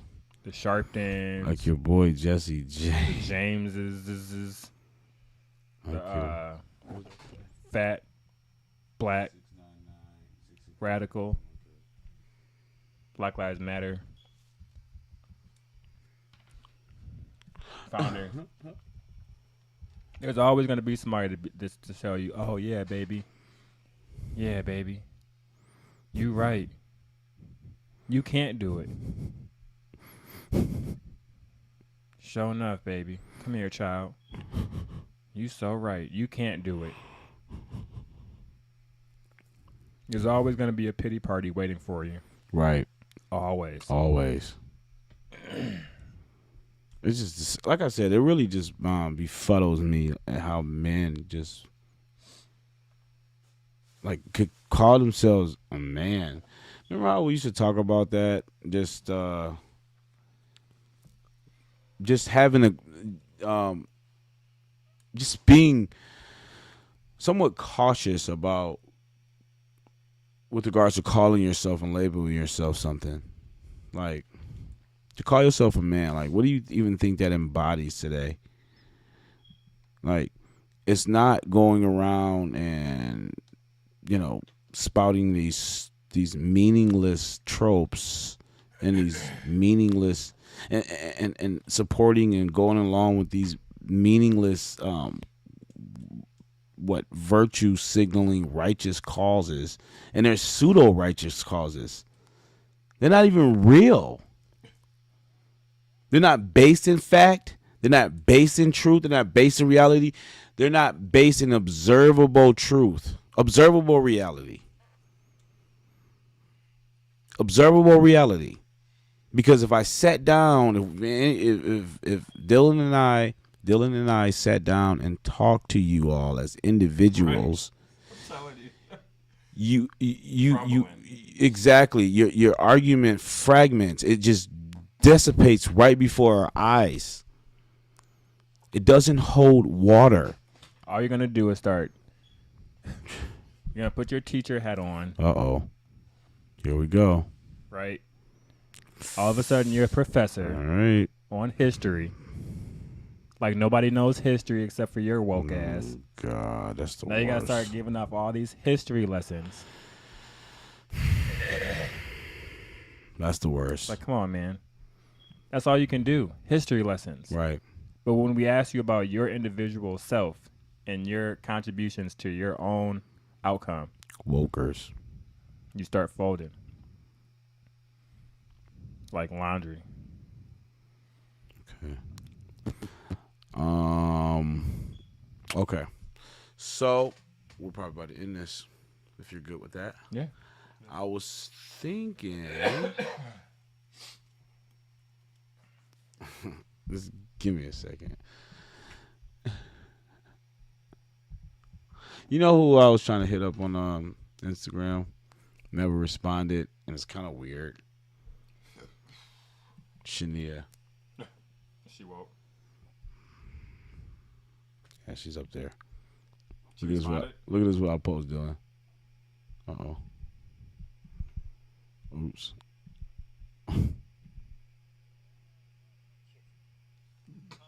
Huh? Who's that, James? Jesse Jackson. Oh, Jackson. Wow, South Park don't give a fuck.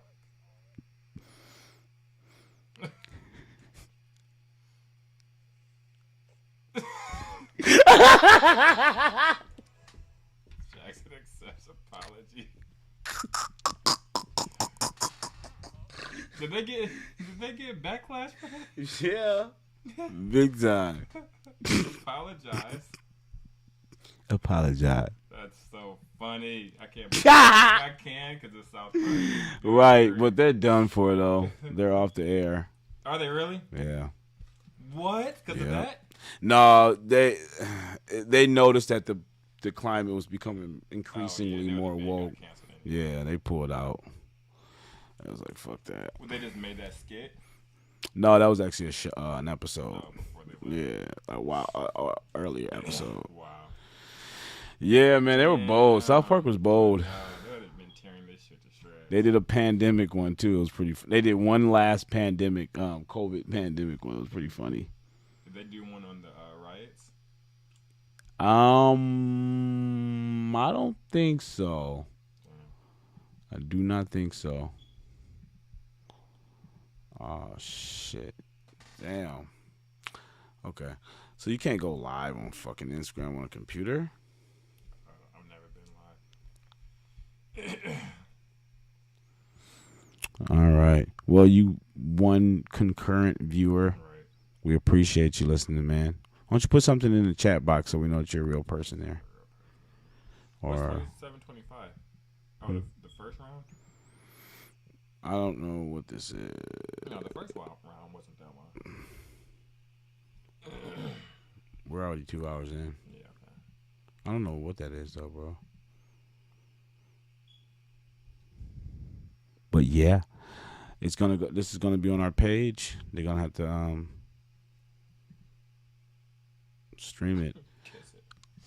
Oh man, that sucks. I wish you can go live, bruh. All right, whatever. All right, guys, we are going to wrap this up. Hopefully you guys have learned a little bit more than what you thought you knew. Listen, sincerely. Hit us up, even if you want to debate. You know, if you don't agree.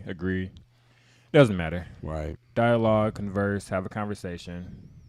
Maybe you'll learn something. Maybe you won't. Maybe we'll learn something. Right. From you. And maybe we won't. You and never sincerely, guys, like, come on.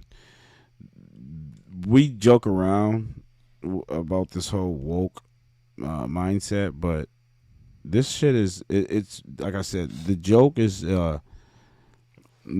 being stretched, and it's going a little too far. Like the horse is dead. Yeah, it's been dead. So if you have some sort of, if you actually believe in some of the things that we are ardently against, like in this whole Black Lives Matter, systemic racism, critical race theory, and amongst other issues today, if you disagree with us, you gotta let us know why, because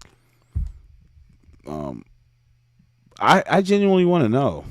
You know, I genuinely want to understand. I mean, I want to understand. I know I think I got a pretty good grounded understanding of what's going on, but I want to refine my understanding.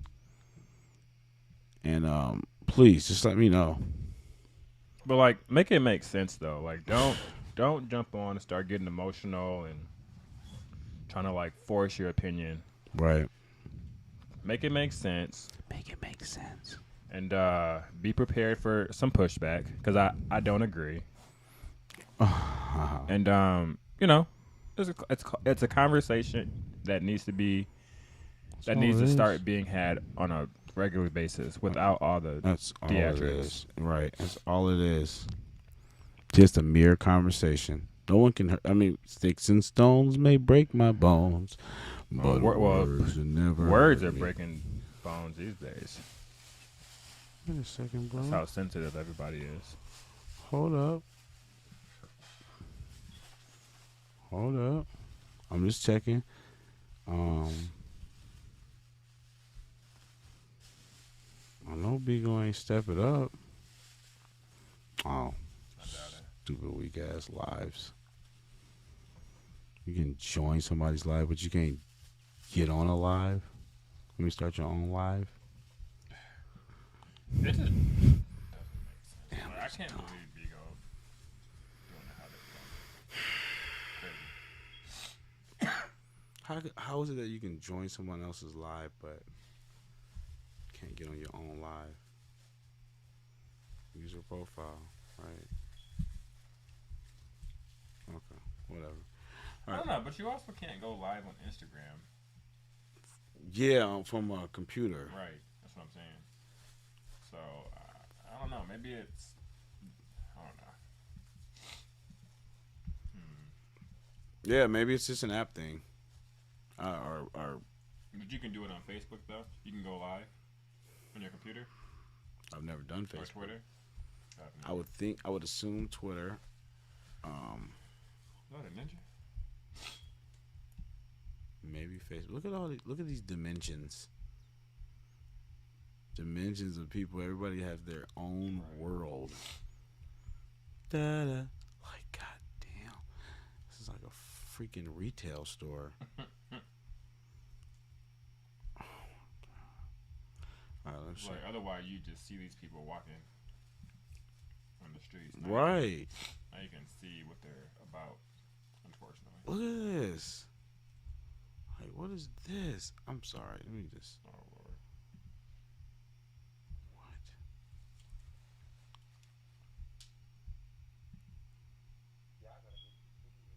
What? Oh.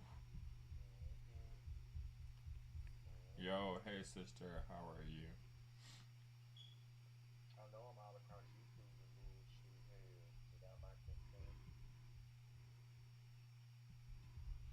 Huh? Go down? Is this wait. Go down. Can't. You can't? That's it.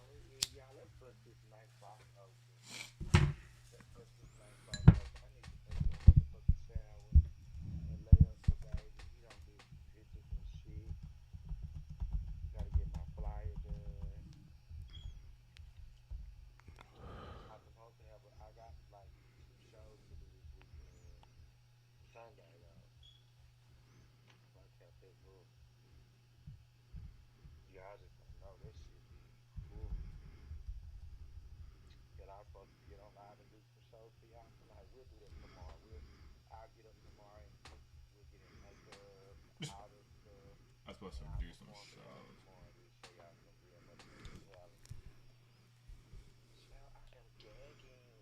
What are the performances? I can't even imagine. That's a guy, right? For sure. You shit me? I'm gagging.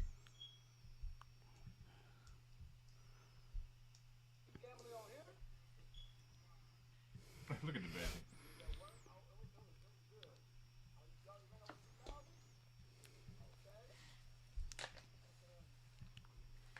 I'm sorry, man. Let's talk to somebody. One person. You want to? Let's try to unwake. Okay. One person. It don't matter if it's Stereo or Bigo. All right. Let's do Bigo since we in the shirts. All right. I feel like we wouldn't even do this night justice if we don't try to unplug one of these bots. Okay. Oh man. All right. Trying to see how we can do this. Right. We could just do Stereo if it's easier. Just jump on a quick Stereo. You sure you want to do stereo? It really don't matter to me. Is stereo on here? 15 Oh, minutes. I don't think stereo's on this bitch ass shit. I doubt it. You just pull up on your phone. Just cause. Yeah, but my allergies are going nuts. That's stupid, man. Why are these apps available on a fucking computer?